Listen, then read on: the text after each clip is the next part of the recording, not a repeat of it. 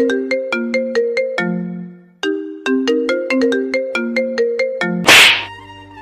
সাহস কি করে হয় আমাকে প্রেমপত্র দেওয়ার? আমি ইচ্ছে করে দিইনি। তোকে আর কিছু বলতে হবে না। তোদের মতো ছেলেদের জন্যই আজকে মেয়েরা সমাজে অবহেলিত। প্রথম দিন ভার্সিটিতে এসেই মেয়েদের প্রেমপত্র দেওয়া শুরু হয়ে গেছে। জানি না সামনে আর কি করবে। তোকে দেখে তো মনে হয় একদম নিষ্পাপ বাচ্চা, কিন্তু তুই তো এমন একটা কাজ করবি তা তোকে দেখে কেউ বুঝতেও পারবে না। মাথা নিচে করে দাঁড়িয়ে আছি। অনেক ছাত্রছাত্রী দাঁড়িয়ে আমাকে দেখছে। কোনো কিছু না করেও এইভাবে সবার সামনে অপমানিত হলাম। অবশ্য অপমানিত হওয়া আমার কাছে নতুন কিছু একটা নয়। সেই ছোটবেলা থেকেই অপমানিত হয়ে আসছি। মা বাবা মারা গেছে তখন আমি অনেক ছোট। তারপর থেকে এতিমখানায় বড় হয়ে এসেছি। এইচএসসি পর্যন্ত সেখান থেকেই পড়ালেখা করেছিলাম। কিন্তু যখন আমার বয়স 18 হলো, তারপর তারা আমাকে কিছু টাকা দিয়ে বলল যে এখান থেকে আমি আর এখানে থাকতে পারবো না। সেখান থেকে চলে আসার পর বুঝেছি জীবন সংগ্রামে বেঁচে থাকাটা কতটা কঠিন। কলেজে ভালো রেজাল্ট করেছি বিধায় এই কলেজে অনার্সে চান্স পেয়েছি। আমি রবিয়াল ইসলাম, আর এই দুনিয়ায় আমি শুধুই একা, কেউ নেই আমার। কলেজে গেট দিয়ে ঢুকে সামনে যাচ্ছি, তখনই কেউ একজন ডাক দিল। সামনে যাওয়ার পর বলল, তুমি কি কলেজে নতুন? জি ভাইয়া, নতুন। তা কি নাম কি? রবিয়াল ইসলাম। তোমাকে দেখে তো ভদ্র মনে হয়, কিন্তু তুমি এই বেয়াদবিটা কি করে করলা? আমি কি করেছি ভাইয়া? আমরা তোমার সিনিয়র, আর তুমি আমাদের সালাম না দিয়ে চলে যাচ্ছিলে কেন? দুঃখিত ভাইয়া, আমি খেয়াল করিনি, এখন থেকে দেব। ঠিক আছে, এবারের মতো মাফ করে দিলাম। এই খামটা নাও। আর এই যে দেখছো না, যে মেয়েটা দাঁড়িয়ে কথা বলছে, ও আমার ফ্রেন্ড। তুমি ক্লাসে যাওয়ার সময় ওই মেয়েটাকে এই খামটা দিবা। এটা খুবই গুরুত্বপূর্ণ একটা কাগজ। আচ্ছা ভাইয়া, দেব। তারপর মেয়েটাকে খাপ দেওয়ার পর কি হলো তা তো আপনারা দেখলেনই।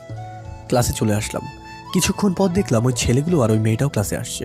তার মানে ছেলেগুলো আমার সিনিয়র নয়। স্যার এসে সবার সাথে পরিচয় পর্বটা সেরে দিলেন। প্রথম দিন ছিল বলে আজকে তেমন আর ক্লাস হয়নি। কলেজ থেকে বের হব তখনই দেখলাম ওই ছেলেগুলো আড্ডা দিচ্ছে আর বলতে লাগলো, সাকিব, তুই তো ছেলেটাকে ভালোই বোকা বানালি। ছেলেটাকে চিঠিটা দিয়ে অনেক মজা পেয়েছি। কালকে আবার নতুন কিছু দিতে হবে, ওকে? এই বলে সবাই হাসতে লাগলো। কলেজ থেকে বের হয়ে আসলাম আর ভাবতে থাকলাম এদের থেকে যত দূরে থাকবো ততই ভালো। এক রুমের একটা বাসা ভাড়া করেছিলাম, আর এতিমখানা থেকে একটা হোটেলে চাকরির ব্যবস্থা করে দিয়েছিল।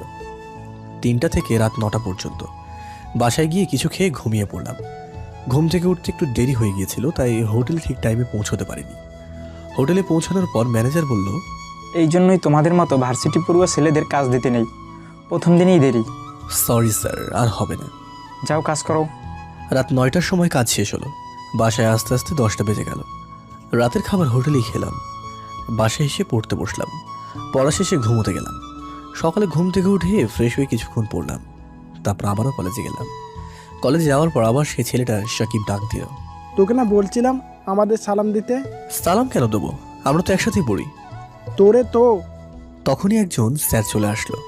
কি হচ্ছে কি এখানে? যাও ক্লাসে যাও। তারপর ক্লাসে চলে আসলাম। ক্লাস শেষ করে যখনই বাইরে আসবো তখনই একটা ছেলে আমাকে ধাক্কা দিল।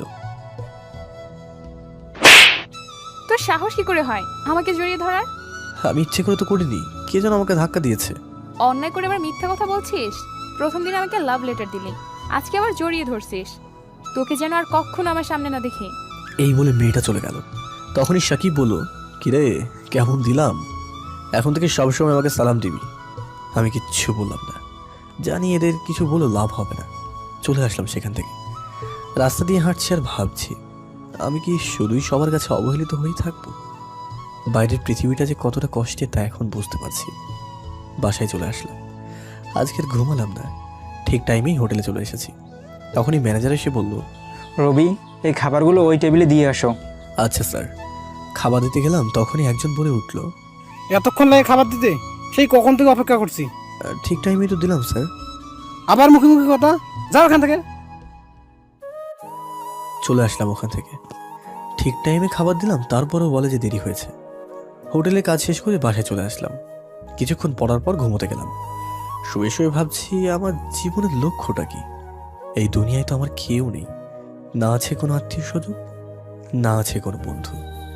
আমার সাথে তো কেউ ভালো ব্যবহারও করে না। জানি না এই অবহেলিত জীবনের সমাপ্তি কখন ঘটবে। আমি মরে গেলে আমার লাশটা দাফন করার জন্য কেউ থাকবে না। এসব ভাবছি আর দু চোখ বেয়ে পানি পড়ছে। সকালে ঘুম থেকে উঠে কিছুক্ষণ পড়লাম, তারপর কলেজে আসলাম। ক্লাসে বসে আছি, সবাই যার যার মতো আড্ডা দিচ্ছে, আর আমি পিছনের বেঞ্চে বসে আছি। কারণ হলো আমি তাদের মতো নয়। হঠাৎ সাকিব বলে উঠল, কি রে, প্রতিদিন একই শার্ট পরে কলেজে আসিস কেন? কলেজের মানবতার দেয়াল থেকে কিছু কাপড় নিস, ওগুলো তোর পরনের কাপড়ের থেকে ভালো। এটা বলার পরেই সবাই হাসতে লাগলো, আর আমি মাথা নিচু করে চোখের পানি ফেলছি। স্যার ক্লাসে আসলো, পড়ানো শুরু করলেন। ক্লাস শেষ করে কলেজ ক্যান্টিনে আসলাম। খুবই ক্ষুধা লেগেছিল, তাই কিছু খেতে গেলাম। একটা চেয়ারে বসে সিঙ্গাড়া খাচ্ছি, তখনই সাকিব আর ওর বন্ধুরা আসলো। তারা সবাই আমার পাশে থাকা চেয়ারে বসলো। মামা, সিংড়া দাও তো। তারা সবাই আমার পাশে বসে সিঙ্গাড়া খাচ্ছে। সিঙ্গাড়া খাওয়ার পর আমাকে দেখিয়ে বলল, মামা, সিংড়ার টাকাটা ও দেবে। আমাকে কিছু বলার সুযোগ না দিয়ে তারা চলে গেল। তারপর বাধ্য হয়ে আমাকে টাকা দিতে হলো। তারপর সেখান থেকে বাসায় চলে আসলাম। ভাবছি আজকে দুপুরে না খেয়ে থাকতে হবে। আমার মতো ছেলে না খেয়ে থাকলেও কারো কোনো যায় আসে না। বাসায় এসে এইসব ভাবছিলাম, তখনই পাশের বাসার এক বড় ভাই এসে বলল, রবি, তোমার রক্তের গ্রুপ কি? বি পজিটিভ ভাই। তুমি কি রক্ত দিতে পারবে? জি ভাই, পারবো। তারপর বড় ভাইয়ের সাথে হাসপাতালে গেলাম রক্ত দিতে। রক্ত দেওয়ার কিছুক্ষণ পর বেডে শুয়ে বিশ্রাম নিলাম। দুপুরে না খেয়ে থাকতে হয়নি, অনেক কিছুই খেতে দিয়েছিল আমাকে। সেখান থেকে আর বাসায় গেলাম না, ওখান থেকে সোজা হোটেলে চলে গেলাম। আজকে অনেক দেরি হয়ে গিয়েছে, জানি না আজকে গেলে ম্যানেজার কি বলবে। হোটেলে যাওয়ার পর ম্যানেজার বলল, তোমার কি কোনো দায়িত্ববোধ নেই? তোমাকে বলেছিলাম না যে দেরি করবে না? Sorry sir. এখানে আর দাঁড়িয়ে না থেকে যাও, কাজ করো।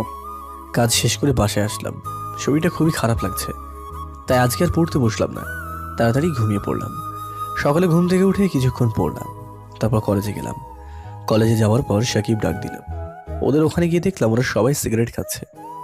আমি আবার সিগারেটের ধোঁয়াটা সহ্য করতে পারি না, তাই বললাম, যা বলবেন একটু তাড়াতাড়ি বলবেন, আমি আসলে সিগারেটের ধোঁয়া সহ্য করতে পারি না। আমার কথা শুনে ওরা সবাই হাসতে লাগলো। তারপর সাকিব বলল, তোকে তো আজকে এত সহজে ছাড়ছি না। তুই এখন আদিবাকে গিয়ে প্রপোজ করবি, তা না হলে তোকে সিগারেট খাওয়াবো। আদিবাকে? এখন আদিবাকে চেনো না? যার কাছে তুই থাপ্পড় খালি, সে হলো আদিবা। আমি এটা করতে পারবো না। তাহলে তো তোকে জোর করে সিগারেট খাওয়াবো, তাও আবার নতুন স্টাইলে। ওই গাঁজাগুলো সিগারেটের ভিতরে ভর, তারপর ওকে জোর করে খাওয়া। দয়া করে আমার সাথে এমনটা করবেন না। তাহলে যা, আদিবাকে প্রপোজ কর। বাধ্য হয়ে প্রপোজ করতে গেলাম। আদিবার সামনে গিয়ে মাথা নিচু করে আদিবাকে প্রপোজ করলাম। ছোট লোকের বাচ্চা, তুই আবার আমাকে প্রপোজ করছিস? তোকে বলছি না আর কখনো আমার সামনে আসবি না। তারপর আমাকে প্রিন্সিপালের রুমে নিয়ে গেল। তুমি আদিবাকে বিরক্ত কেন করছো? তোমাদের মতো ছেলের জন্য কলেজের মান সম্মান নষ্ট হয়। আমি তোমাকে কলেজ থেকে বহিষ্কার করব। আমি প্রিন্সিপালের পায়ে ধরে বলতে লাগলাম, স্যার দয়া করে আমাকে বহিষ্কার করবেন না, আমি আর কখনো এমনটা করব না। যদি আর কখনো তোমার নামে অভিযোগ আসে তাহলে তুমি আর কোনো সুযোগ পাবে না। যাও এখন। তারপর সেখান থেকে চলে আসলাম। ভাবছি আমার সাথে কেমন এমন হয়, আমি তো কারো কোনো ক্ষতি করিনি, তারপরেও তারা কেন আমার পিছনে পড়ে আছে। দোস্ত, ছেলেটার সাথে কিন্তু প্রতিদিনই সেই মজা হয়। তা যা বলছিস, কালকে আবার ওকে নতুনভাবে মজা নিব।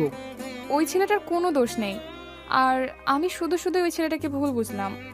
কালকে কলেজ গিয়ে ওকে সরি বলতে হবে। রাতে শুয়ে শুয়ে ভাবছি কালকে কলেজে গেলে তো আবার সাকিব আমার সাথে ওইরকম ব্যবহার করবে। মনে হয় না আর কলেজে বেশি দিন টিকতে পারবো। এসব ভাবতে ভাবতে ঘুমিয়ে পড়লাম। পরের দিন কলেজে গেলাম। যাওয়ার পরে আদিবা ডাক দিল। সরি। কেন? তোমার কোনো দোষ ছিল না, তারপরও আমি তোমাকে অনেক অপমান করেছি। গতকালকে আমি সাকিবের কাছ থেকে সব শুনেছি, আমাকে মাফ করে দাও। আমি সত্যিই খুব দুঃখিত। তোমার তো কোনো দোষ নেই, তোমার জায়গায় অন্য যে কেউ মেয়ে থাকলেও তাই করতো। আচ্ছা, তাহলে আজ থেকে আমরা ভালো বন্ধু। তোমার নাম কি? রবি আল ইসলাম। তোমার? আদিবা সুলতানা। আজকে থেকে আমরা বন্ধু তাহলে।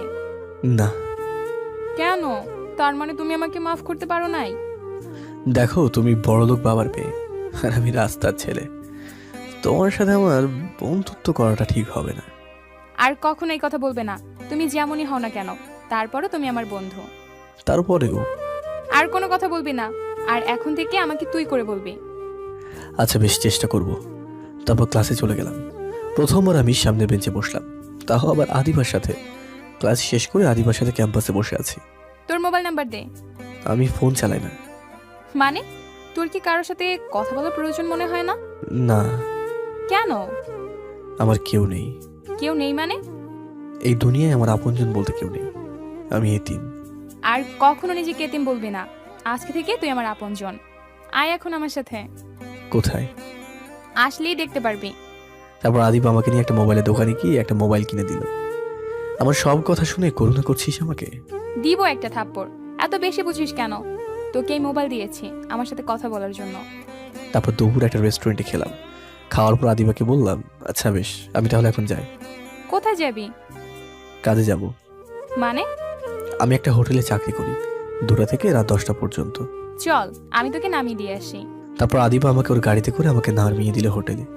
হোটেলের কাজ শেষ করে বাসায় গেলাম। বাসে যাওয়ার পর পড়তে বসলাম। তখনই আদিবা ফোন দিল। কি করিস? এই তো মাত্রই বাসায় আসলাম, এখন পড়ছি। ভালো। তা কিছু খেয়েছিস? হ্যাঁ, হোটেল থেকে খেয়ে এসেছি। তুই? এই মাত্র খেলাম। ভালো। আচ্ছা তাহলে পড়, কালকে কলেজে কথা হবে। আচ্ছা বেশ। পড়া শেষে ঘুমিয়ে পড়লাম। সকালে ঘুম থেকে উঠে ফ্রেশ হয়ে কিছুক্ষণ পড়লাম। তারপরে কলেজে গেলাম। কলেজে যাওয়ার পর সাকিব ডাক দিল। ওই ফকিন্নি, এইদিকে আয়। কোথা থেকে যেন আদিবা এসে বলল, ও যাবে না। তা তুই বলার কে? আমি ওর বন্ধু। আর আজকে থেকে তোরা ওকে আর বিরক্ত করবি না। তোরা এতদিন যা ওর সাথে করেছিস সবই আমি জানি। আর যদি কখনো ওর সাথে খারাপ কিছু করার চেষ্টাও করিস তাহলে প্রিন্সিপালের কাছে বলে তোদের কলেজ থেকে ছাড় করব। এই বলে আমাকে নিয়ে অন্য জায়গায় চলে গেল। তোর সাথে ওরা এত খারাপ ব্যবহার করে আর তুই কি না কিছুই বলিস না? কি বলবো, সবাই আমার সাথে ওইরকম করে। আজ থেকে কেউ যদি তোর সাথে খারাপ ব্যবহার করে তাহলে তুই তার প্রতিবাদ করবি। ওকে। তারপর ক্লাসে আসলাম। একটা ক্লাস করার পরে আদিবা বলে উঠলো, চল। কোথায়? ক্লাস করবি না? আজকে আর ক্লাস করব না, এখন তুই আর আমি ঘুরতে যাব। তারপর আদিবা আমাকে নিয়ে নদীর পাড়ে একটা পার্কে ঘুরতে গেল। একটা বেঞ্চের উপরে দুজনে বসে আছি। হালকা বাতাস বইছে, খুবই ভালো লাগছে। হঠাৎই আদিবা আমাকে বলল, আচ্ছা তুই কি কখনো কোনো মেয়ের প্রেমে পড়েছিস? কখনো এটা নিয়ে ভাবিনি। কেন? কিভাবে বেঁচে থাকবো তারই ঠিক নেই, তার আবার প্রেমে পড়া। আচ্ছা তুই কি কারো প্রেমে পড়েছিস? অল্প অল্প। বুঝলাম না। বুঝতে হবে না, এখন চল ফুচকা খাবো। তারপর আদিবা আমাকে নিয়ে ফুচকা খেতে চলে গেল। ফুচকা খাওয়ার পর আদিবা আমাকে হোটেলে নামিয়ে দিল। হোটেলের কাজ শেষ করে রাতে বাসায় গিয়ে শুয়ে শুয়ে ভাবছি, জীবনে প্রথমবার মনে হলো আমি একা নই। প্রথমবার মনে হলো কোনো আপনজনের ভালোবাসা পেয়েছি। যতক্ষণ আদিবার সাথে ছিলাম ততক্ষণ মনেই হয়নি যে এই দুনিয়ায় আমার কেউ নেই। জানি না আদিবা আমাকে কি ভাবে, কিন্তু আমি চাই ও সবসময় এইভাবে থাকুক আমার সাথে। এসব ভাবতে ভাবতে ঘুমিয়ে পড়লাম। সকালে আদিবার কলে ঘুম ভাঙল। তারপর ঘুম থেকে উঠে ফ্রেশ হয়ে কিছুক্ষণ পড়লাম। তারপর কলেজে চলে গেলাম। কলেজে যাওয়ার পর আদিবা বলল, তোর চোখ লাল কেন? রাতে ঠিকভাবে ঘুম হয়নি। কেন? এমনি। আচ্ছা যাই হোক, আজকে তোকে হোটেলে যেতে হবে না। কেন? আজকে আমার জন্মদিন, সন্ধ্যায় বাসায় পার্টি আছে আর তুই সেখানে অবশ্যই আসবি। শুভ জন্মদিন, কিন্তু আমি না গেলে হয় না? কি বলি তুই? আসলে সেখানে কত বড় বড় লোক থাকবে, আর আমি সামান্য একটা হোটেলে কাজ করে এতিম ছেলে। তুই অনেক কথা শুনবি রে। সবাই বলবে আমার মতো একটা ছেলে কি করে তোর বন্ধু হলো। সবাই কি বললো তা আমি পরোয়া করি না। আর তুই আমাকে তোর বন্ধু যদি মনে করিস তাহলে অবশ্যই আসবি। আর এখানে খালি খালি জন্মদিনের শুভেচ্ছা জানালে হবে না। আমার গিফট কই? ইয়ে মানে গিফট। গিফটের কথা শুনে আমার মনটা খারাপ হয়ে গেল। আচ্ছা বেশ, নিয়ে আসবো। এই আমি খুবই দুঃখিত, আমি তো মজা করছিলাম। তোর কোনো গিফট আনতে হবে না, তুই আসলেই আমি খুশি। না না, তা কি করে হয়, সেখানে সবাই তো গিফট নিয়ে আসবে। সবাই আর তুই এক না। তোর কাছে আমার কোনো গিফট চাই না, আমার কাছে তুই একটা গিফট। তোর সাথে কাটানোর পর যে ভালো লাগা কাজ করে তা আমার জীবনে আর কখনো হয়েছে কিনা জানি না। তোর কোনো গিফট আনতে হবে না, তুই শুধু আসলে আমি অনেক বেশি খুশি হব। আচ্ছা সে দেখা যাবে, এখন চল। তারপর ক্লাসে গেলাম। আজকে আদিবা কলেজ থেকে একটু তাড়াতাড়ি চলে গেল। আদিবা চলে আসার পর কেমন জানি ভালো লাগছিল না, তাই আমিও বাসায় চলে আসলাম। বাসায় এসে ভাবতে থাকলাম আমার আসলে কি করা উচিত। সেখানে যাওয়া কি ঠিক হবে, না শুধু গিফটটা দিয়ে আসবো, যদি যায় তাহলে আদিবা অনেক কথা শুনবে, সেটা আমি নিশ্চিত। আর যদি না যায় তাহলে তো আদিবা অনেক কষ্ট পাবে। না, আমি আদিবাকে জেনে শুনে কষ্ট দিতে পারি না। ওই জীবনে প্রথম কোনো ব্যক্তি যে আমার এতটা খেয়াল রেখেছিল। আমি আদিবাকে কখনো কষ্ট দিতে পারি না। কিন্তু আদিবার জন্য কি গিফট কিনবো? যাই কিনি না কেন, সেটাও জন্মদিনে সব থেকে কম দামি গিফট হবে। অনেক কষ্ট করে 2000 টাকা জমিয়েছিলাম। ভেবেছিলাম মা বাবার জন্য মিলাদ পড়াবো। ভাবছি সেটা পরে পড়িয়ে ওই টাকা দিয়ে আদিবার জন্য একটা শাড়ি কিনবো। সন্ধ্যার সময় দোকান থেকে একটা শাড়ি কিনলাম। আদিবাদের বাসায় গেলাম। গেট দিয়ে ঢুকবো, তখনই দারোয়ান এসে বাধা দিল। এই দাঁড়ান, কোথায় যাচ্ছেন? ভিতরে যাব। কে আপনি যে ভিতরে যাবেন? আমি আদিবার বন্ধু। দারোয়ান আমার দিকে অনেকক্ষণ তাকিয়ে তারপর বলল, ফাজলামি করেন? আপনি কিভাবে আদিবা ম্যাডামের বন্ধু হতে পারেন? আর কিচ্ছু বললাম না। চলে আসবো, তখনই আদিবা ডাক দিল। সরি রবি, আপনাকে ঢুকতে দিলেন না কেন? দুঃখিত ম্যাডাম, আমি বুঝতে পারি নাই। তারপর আদিবা আমাকে বাড়ির ভিতরে নিয়ে গেল। বাড়ির ভিতরে ঢুকেই তো আমি অবাক চোখে তাকিয়ে আছি। অনেক বড় বাড়ি আদিবাদের, আর পুরো বাড়ি অনেক সুন্দর করে সাজানো হয়েছে। এখানে যারা এসেছে তারা সবাই অনেক বড় লোক, আর আমাকে দেখে যে কেউই বুঝে যাবে যে আমি কীরকম ছেলে। সবাই আমার দিকে তাকাচ্ছে, কেমন জানি আমার একটু লাগছে। এখানে না আসলে বুঝি ভালো হতো, এসব ভাবতে থাকলাম। তারপর আদিবা আমাকে নিয়ে কেক কাটতে গেল। প্রথমে মা বাবা, তারপর আমাকে খাইয়ে দিল। আমি বোকার মতো আদিবার দিকে তাকিয়ে আছি, আর বাকিরা সবাই অনেক অবাক হয়েছে, কারণ আমার মতো একটা ছেলেকে আদিবা ওর মা বাবার পরে কেক খাইয়ে দিল। আমি আদিবাকে কিছু বলতে পারছি না। এখান থেকে তাড়াতাড়ি যেতে পারলেই বাঁচি। খাওয়া দাওয়ার পর আদিবা বলল, বাবা মায়ের সাথে কথা বলবি? চল। ইয়ে মানে আজকে না বললে হয় না? কেন, কি হয়েছে? আমার খুবই শরীর খারাপ লাগছে। আমি এখন বাসায় যাই, পরে এক সময় কথা বলবো। আচ্ছা যা, বাসায় গিয়ে ফোন দিস। ওকে। আর এই প্যাকেটটা রাখ। কি আছে এতে? খোলার পরই দেখতে পারবি। আচ্ছা, এখনই খুলতেছে। এই না না, এখন খুলতে হবে না, পরে খুলিস। পরে খুলবো কেন? কি আছে এতে? আরে সেটা পরে খুললেই দেখতে পারবি। আমি এখন যাই। তারপর সেখান থেকে বাসায় চলে আসলাম। বিছানায় শুয়ে শুয়ে ভাবছি, আদি বাবার মা বাবার পরে আমাকে কেন কেকটা খাইয়ে দিল। আমি কল্পনাই করতে পারিনি যে আদিবা আমাকে তখন কেকটা খাইয়ে দেবে। সেখানে উপস্থিত সবাই অনেক অবাক হয়েছে। আদিবার মা বাবা কি ভাববে আমি জানি না। এত কিছু হওয়ার পরেও কিভাবে তাদের সাথে কথা বলতাম। তাই তো দেখা না করেই চলে এসেছি। আদিবাকে যতই দেখছি ততই অবাক হচ্ছি। ও কি শুধুই আমাকে ফ্রেন্ড ভাবে, না অন্য কিছু? ওর সাথে যদি আর কিছুদিন এভাবে থাকি তাহলে আমি তো ওকে ভালোবেসে ফেলবো। এখনই ওর কথা না ভেবে একদিনও থাকতে পারি না। ওই আমার জীবনের প্রথম ব্যক্তি যে আমার এতটা খেয়াল রেখেছে। জীবনে প্রথমবার মনে হয়েছে কোনো আপনজনের ভালোবাসা পেয়েছি। জানি না ওকে ছাড়া কোনোদিনও থাকতে পারবো কিনা, কিন্তু ও তো আর সবসময় আমার সাথে থাকবে না। আমার মনে হয় ও আমাকে ভালোবাসে, কিন্তু তাহলে কি ওকে আমার মনের কথাটা বলে দেব? কিন্তু ও যদি আমাকে ভালো না বাসে তাহলে তো আমাকে ভুল বুঝবে। না থাক, তার চেয়ে না বলাই থাক, শুধু বন্ধু হয়ে থাকি। সকালে ঘুম থেকে উঠে মোবাইল হাতে নিলাম। দেখলাম রাতে আদিবা অনেকগুলো কল দিয়েছিল। মোবাইলটা সাইলেন্ট করা ছিল, তাই শুনতে পাইনি। এখন আর কল দিলাম না। তারপর ফ্রেশ হয়ে কিছু খেয়ে কিছুক্ষণ পড়লাম। তারপর কলেজে গেলাম। কলেজে গিয়ে দেখলাম আদিবা আমার আগেই চলে এসেছে। আমাকে দেখে রাগী কণ্ঠে বলতে লাগলো, কেন বাসায় ছিলাম। এতগুলো কল করেছি, ধরলি না কেন? আসলে তোদের ওখান থেকে আসার পরই ঘুমিয়ে গেছিলাম, তাই আর মোবাইলটা সাইলেন্টও করা ছিল, তাই শুনতে পাইনি। তোকে বলেছিলাম না গিফট না আনতে, তাহলে কেন আনলি? কেন, পছন্দ হয়নি? দিব এক থাপ্পড়। পছন্দ হবে না কেন? কত সুন্দর একটা শাড়ি। আর তুই এত টাকা কিভাবে জোগাড় করলি? এত টাকা কোথায়, মাত্র তো 2000 টাকা। তোর জন্মদিনে সব থেকে কম দামি গিফট। টাকাটা আমার কাছে ছিল।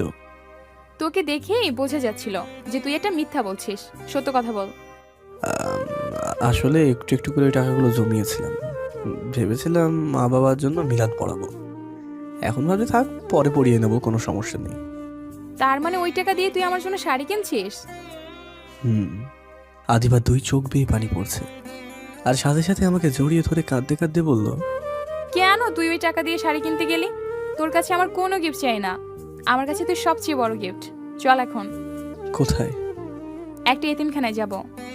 কেন? তোর বাবা মায়ের জন্য মিলাদ পড়াতে। দুঃখিত, এটা আমি করতে পারবো না রে। কেন? আমি আমার নিজের টাকা দিয়ে বাবা মায়ের জন্য মিলাদ পড়াবো। তা কি হয়েছে? মনে কর আমার টাকাই তোর টাকা। কিছু মনে করিস না, আমার নিজের উপার্জিতই টাকা দিয়ে মিলাদ পড়াবো, কারোর কাছ থেকে নিয়ে নয়। এখন বল, শাড়িটা কেমন লাগছে? অনেক সুন্দর। তা কখনো কি পরবি শাড়িটা? পরবো না কেন? না মানে, শাড়িটা তো অনেক কম দামি, তুই তো মনে হয় এত কম দামি জিনিস পরিস না, তাই জন্য বললাম আর কি। পরিনি তো কি হয়েছে, এখন থেকে পরবো। কালকে বিকালে শাড়ি পরে তোর সাথে নদীর পাড়ে ঘুরতে যাব। দেখা যাবে, এখন চল। তারপর ক্লাস করে বাসায় চলে গেলাম। ফ্রেশ হয়ে হোটেলে আসলাম। ম্যানেজারকে বললাম, স্যার কালকে আমার ছুটি লাগবে।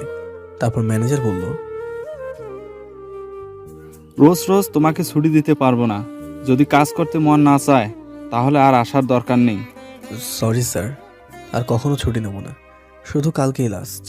মনে থাকে যেন কথাটা, কালকের পরে ছুটি নিতে হলে একেবারেই নিবে। এখন যাও, কাজ করো। রাতে কাজ করে বাসায় এসে কিছুক্ষণ পড়লাম। পড়ার পর ঘুমোতে গেলাম। ভাবতে থাকলাম আদিবার কথা। প্রথম কোনো মেয়ে আমাকে জড়িয়ে ধরল। আমি কল্পনাই করতে পারিনি যে আদিবা আমাকে জড়িয়ে ধরবে। ওর সাথে থাকতে থাকতে কখন যে ওকে ভালোবেসে ফেলেছি তা নিজেও জানি না। এখন তো এমন হয়েছে, ওর সাথে কথা না বললেই থাকতে পারি না। যখনই কেউ আমার সাথে খারাপ ব্যবহার করে তখনই আদিবার হাসি মাখা মুখটা চোখের সামনে ভেসে ওঠে। তখন সেই সব অপমান আর গায়ে লাগে না। কালকে বিকালে আদিবা আমার দেওয়া শাড়িটা পরবে।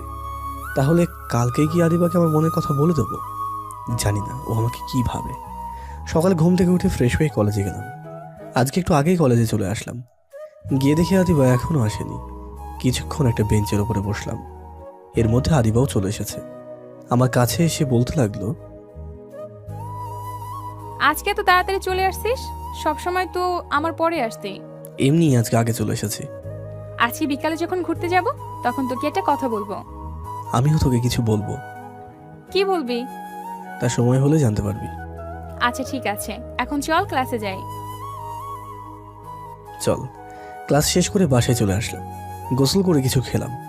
তারপরে একটু ঘুমিয়ে তৈরি হয়ে নদীর পাড়ে গেলাম আদিবার সাথে দেখা করতে। আদিবার আসার আগেই আমি সেখানে চলে গেছি। আমি খুবই চিন্তিত। জানি না আদিবাকে আমার ভালোবাসার কথাটা বললেও কিভাবে নেবে সেটা। যদিও আমাকে ভালো নাই বাসে তাহলে হয়তো আমাদের বন্ধুত্বটাও ভেঙে দেবে। কিন্তু আমি তো আদিবাকে ছাড়া থাকতে পারবো না। অনেক ভালোবেসে ফেলেছি ওকে। কিন্তু ও আমাকে কি কথা বলবে? ও কি আমায় ভালোবাসে? এইসবই কথা মাথায় ঘুরপাক খাচ্ছে। এর ভিতরে আদিবা চলে এসেছে। আমার দেওয়ার শাড়ি পরে এসেছে। খুবই সুন্দর লাগছে ওকে। ওর দিকে এক ধ্যানে তাকিয়ে থাকলাম। ও আমার কাছে এসে বলতে লাগলো, এভাবে তাকিয়ে কি দেখছিস? তোকে দেখছি। আজকে আমাকে নতুন করে দেখছিস মনে হয়। তা না, তোকে আজকে অনেক সুন্দর লাগছে। ভাবছি সত্যি কি এটা তুই না অন্য কেউ। আর শাড়িটা পরার জন্য ধন্যবাদ। তাকিয়ে থাকতে হবে না, আর ধন্যবাদও দিতে হবে না। এখন চল কিছুক্ষণ হাঁটি। তারপর আদিবার সাথে হাঁটতে থাকলাম। আদিবা কথা বলছে আর আমি নির্বাক শ্রোতার মতো ওর কথা শুনছি আর ওকে দেখছি। আজকে আদিবাকে খুবই সুন্দর লাগছে। ভাবছি এখনই ওকে ভালোবাসার কথা বলবো। কিন্তু তার আগে আদিবা বলে উঠলো, চল ফুচকা খেয়ে আসি। চল। আদিবা আমাকে নিয়ে ফুচকা খেতে গেল। তারপর দুজনে মিলে ফুচকা খেলাম। ফুচকা খাওয়ার পর নদীর পাড়ে একটা বেঞ্চে দুজনে বসে আছি। আদিবা বলল, আচ্ছা, তুই না আমাকে কিছু একটা বলতে চেয়েছিলি? তুইও তো কিছু বলতে চেয়েছিলি। আগে তুই বল, তারপর আমি বলবো। না, আগে তোরটা বলবি। আচ্ছা আমি বলবো একটু পরে। দাঁড়া, একজনকে ফোন করে নেই। কোথায়? তাড়াতাড়ি আসো, আমরা সে কখন থেকে বসে আছি। কার সাথে কথা বললি? আর কে আসবে? আসলেই দেখতে পারবি। আচ্ছা রবি, মনে কর তুই একজনকে ভালোবাসিস, কিন্তু বলতে পারছিস না। কিন্তু হঠাৎ করেই সে যদি তোকে প্রপোজ করে, তাহলে কি করবি? অবশ্যই রাজি হব। আমি একজনকে ভালোবেসে ফেলেছি। তার মানে ও কি আমাকে ভালোবাসে? খুবই আগ্রহ নিয়ে ওকে জিজ্ঞাসা করলাম, কাকে ভালোবাসিস তুই? বলবো একটু পর, দুজনে ঝালমুড়ি খাবো, তার ভিতরে ও চলে আসবে। কে আসবে? আসলেই দেখতে পাবি। তারপর ছেলেটা আমাকে বলতে লাগলো, তোমার কথা যে কতবার বলেছে তার কোনো ঠিক নেই। তুমি নাকি ওর লাইফে খুবই গুরুত্বপূর্ণ একজন। আমি আদিবাকে জিজ্ঞেস করলাম, আদিবা ছেলেটা কে? ও রাব্বি, আর আমি ওকে ভালোবাসি। আদিবার মুখে এই কথা শুনে মুহূর্তের মধ্যেই আমার মনে হলো কেউ আমার বুকে চাবুক দিয়ে আঘাত করছে। আদিবাকে দেখে মনে হচ্ছে খুবই খুশি। কোনো রকমে চোখের পানি আটকে হাসি মুখে আদিবাকে বললাম, কবে থেকে? আগে তো বললি না। ওকে আমি অনেক আগে থেকেই ভালোবাসি, কিন্তু ওকে কখনো বলা হয়নি। আমাদের বাসাই ওর বাসা। ও আমার লাইফের ফার্স্ট ক্লাস। আর আমার জন্মদিনের পার্টির পর ও আমাকে প্রপোজ করে। আমি প্রথমে খুব অবাক হয়ে গিয়েছিলাম, কারণ এর আগে কখনোই ও আমার সাথে কথা বলে নাই। আমি শুধু দূর থেকে ওকে দেখতাম। ও প্রপোজ করায় আমি এতটা অবাক হয়ে গিয়েছিলাম যে আমি কিছুই বলতে পারছিলাম না। তারপর ও বলে যে আমাকে সময় নিতে। তারপর আমি আজকে ওকে হ্যাঁ বলে তোর সাথে পরিচয় করে দিতে আসলাম। ও, ভালো করেছিস। তুমি তাহলে ও লাইফের বিশেষ ব্যক্তি। আজকেও বলেছিল যে আমাকে ও বিশেষ কারোর সাথে পরিচয় করিয়ে দেবে। হ্যাঁ, ও খুব ভালো একজন বন্ধু। আসলে আমার একটা বিশেষ কাজ আছে, তাই আমাকে এখন যেতে হবে। আচ্ছা বেশ, তোর আড্ডা দে। তুই না আজকে হোটেল থেকে ছুটি নিলি? হ্যাঁ, কিন্তু আমাকে এখন এক জায়গায় যেতে হবে। আমি তোকে এখনই বলতাম, কিন্তু তার আগে রাব্বি ভাইয়া চলে এসেছে। আচ্ছা, তোমার যখন কাজ আছে তাহলে তোমাকে আর আটকে রাখা ঠিক হবে না। আচ্ছা যা, তাহলে কালকে কলেজে কথা হবে। ওখান থেকে তাড়াতাড়ি চলে আসলাম। ওখানে আর এক মুহূর্ত থাকাও আমার পক্ষে সম্ভব হচ্ছিল না। অনেক কষ্টে চোখের পানিগুলো আটকে রেখেছি। বাসায় গিয়ে শুয়ে পড়লাম। কিছুই ভালো লাগছিল না। কি করে পারতাম আদিবাকে অন্য কারোর সাথে দেখতে? আমি ভেবেছিলাম ও হয়তো আমাকে ভালোবাসে, কিন্তু শুধুই আমাকে ওর একজন ভালো বন্ধু ভাবে। জানি না এরপর কিভাবে আদিবার সাথে স্বাভাবিকভাবে কথা বলবো। আদিবার সাথে পরিচয় হওয়ার পর কিছুদিনের জন্য ভুলে গিয়েছিলাম যে আমার আসল পরিচয়টা কি। যখন সবাই অপমান করতো তখন অনেক খারাপ লাগতো, আর এখন তার থেকে অনেক বেশি কষ্ট হচ্ছে। এভাবে অনেকক্ষণ বিছানায় শুয়ে আছি, কিন্তু ঘুম আর আসছে না। কিভাবে ঘুম আসবে? চোখ বুঝলেই তো আদিবার মুখটা ভেসে ওঠে। তবে আজকে একটা ব্যাপার খুবই অদ্ভুত লাগছে। প্রতিদিনই তো আদিবা এই সময়ে ফোন দেয়, কিন্তু আজকে তো দিল না। তাই আমি ফোন দিলাম, কিন্তু আদিবার ফোনটা ওয়েটিং। অনেকবারই ফোন দিলাম, কিন্তু তাও ওয়েটিং। হয়তো রাব্বির সাথে কথা বলছে, তাই হয়তো আমার কথা মনে নেই। এখন হয়তো আদিবার কাছে আমার থেকে রাব্বি বেশি গুরুত্বপূর্ণ। থাকবে না বা কেন? আমি তোর শুধু বন্ধু মাত্র, আর রাব্বি তোর ভালোবাসা। এসব কথা ভাবছি আর চোখ দিয়ে পানি পড়ছে। কিছুক্ষণ পর মোবাইলের স্ক্রিনে আদিবার নামটা ভেসে উঠল। চোখের পানি মুছে কল রিসিভ করলাম। কি করিস? শুয়ে আছি। তুই কি করিস? রাব্বির সাথে কথা বললাম এখন। তুই তো তাড়াতাড়ি চলে আসলি। জানিস তারপর আমরা কত আড্ডা দিয়েছি? আমার কাজ ছিল, তাই তো চলে এসেছি। জানিস রাব্বি আমার প্রতি কত কেয়ারিং।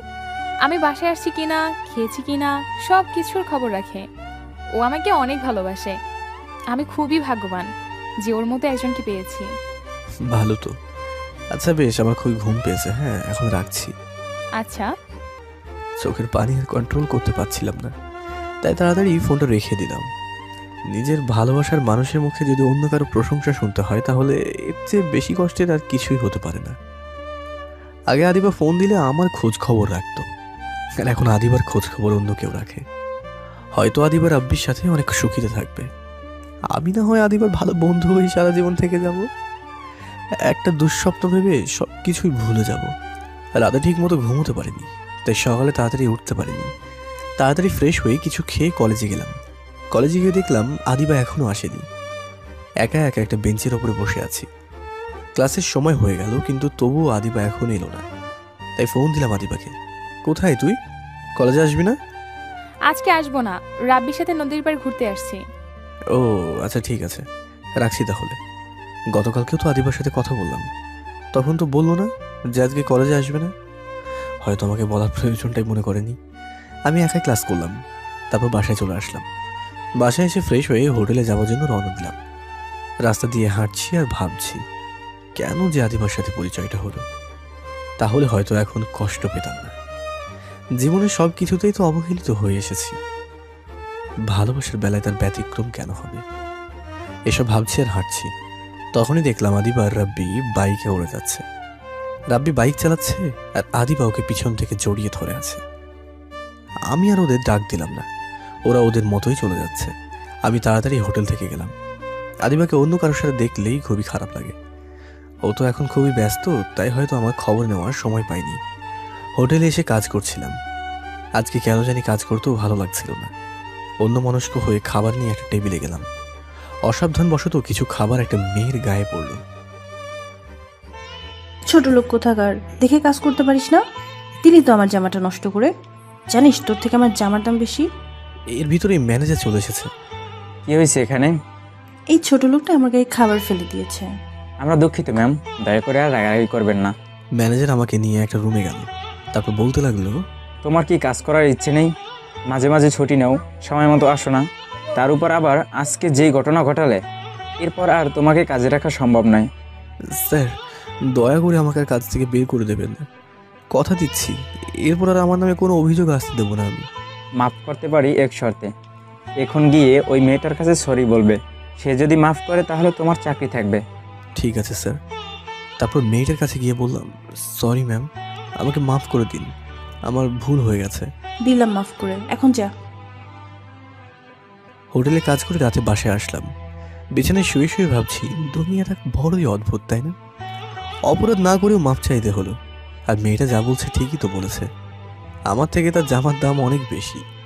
আদিবাকে কল দিলাম, কিন্তু ওয়েটিং। অনেকবার কল দিলাম, কিন্তু তবুও ওয়েটিং।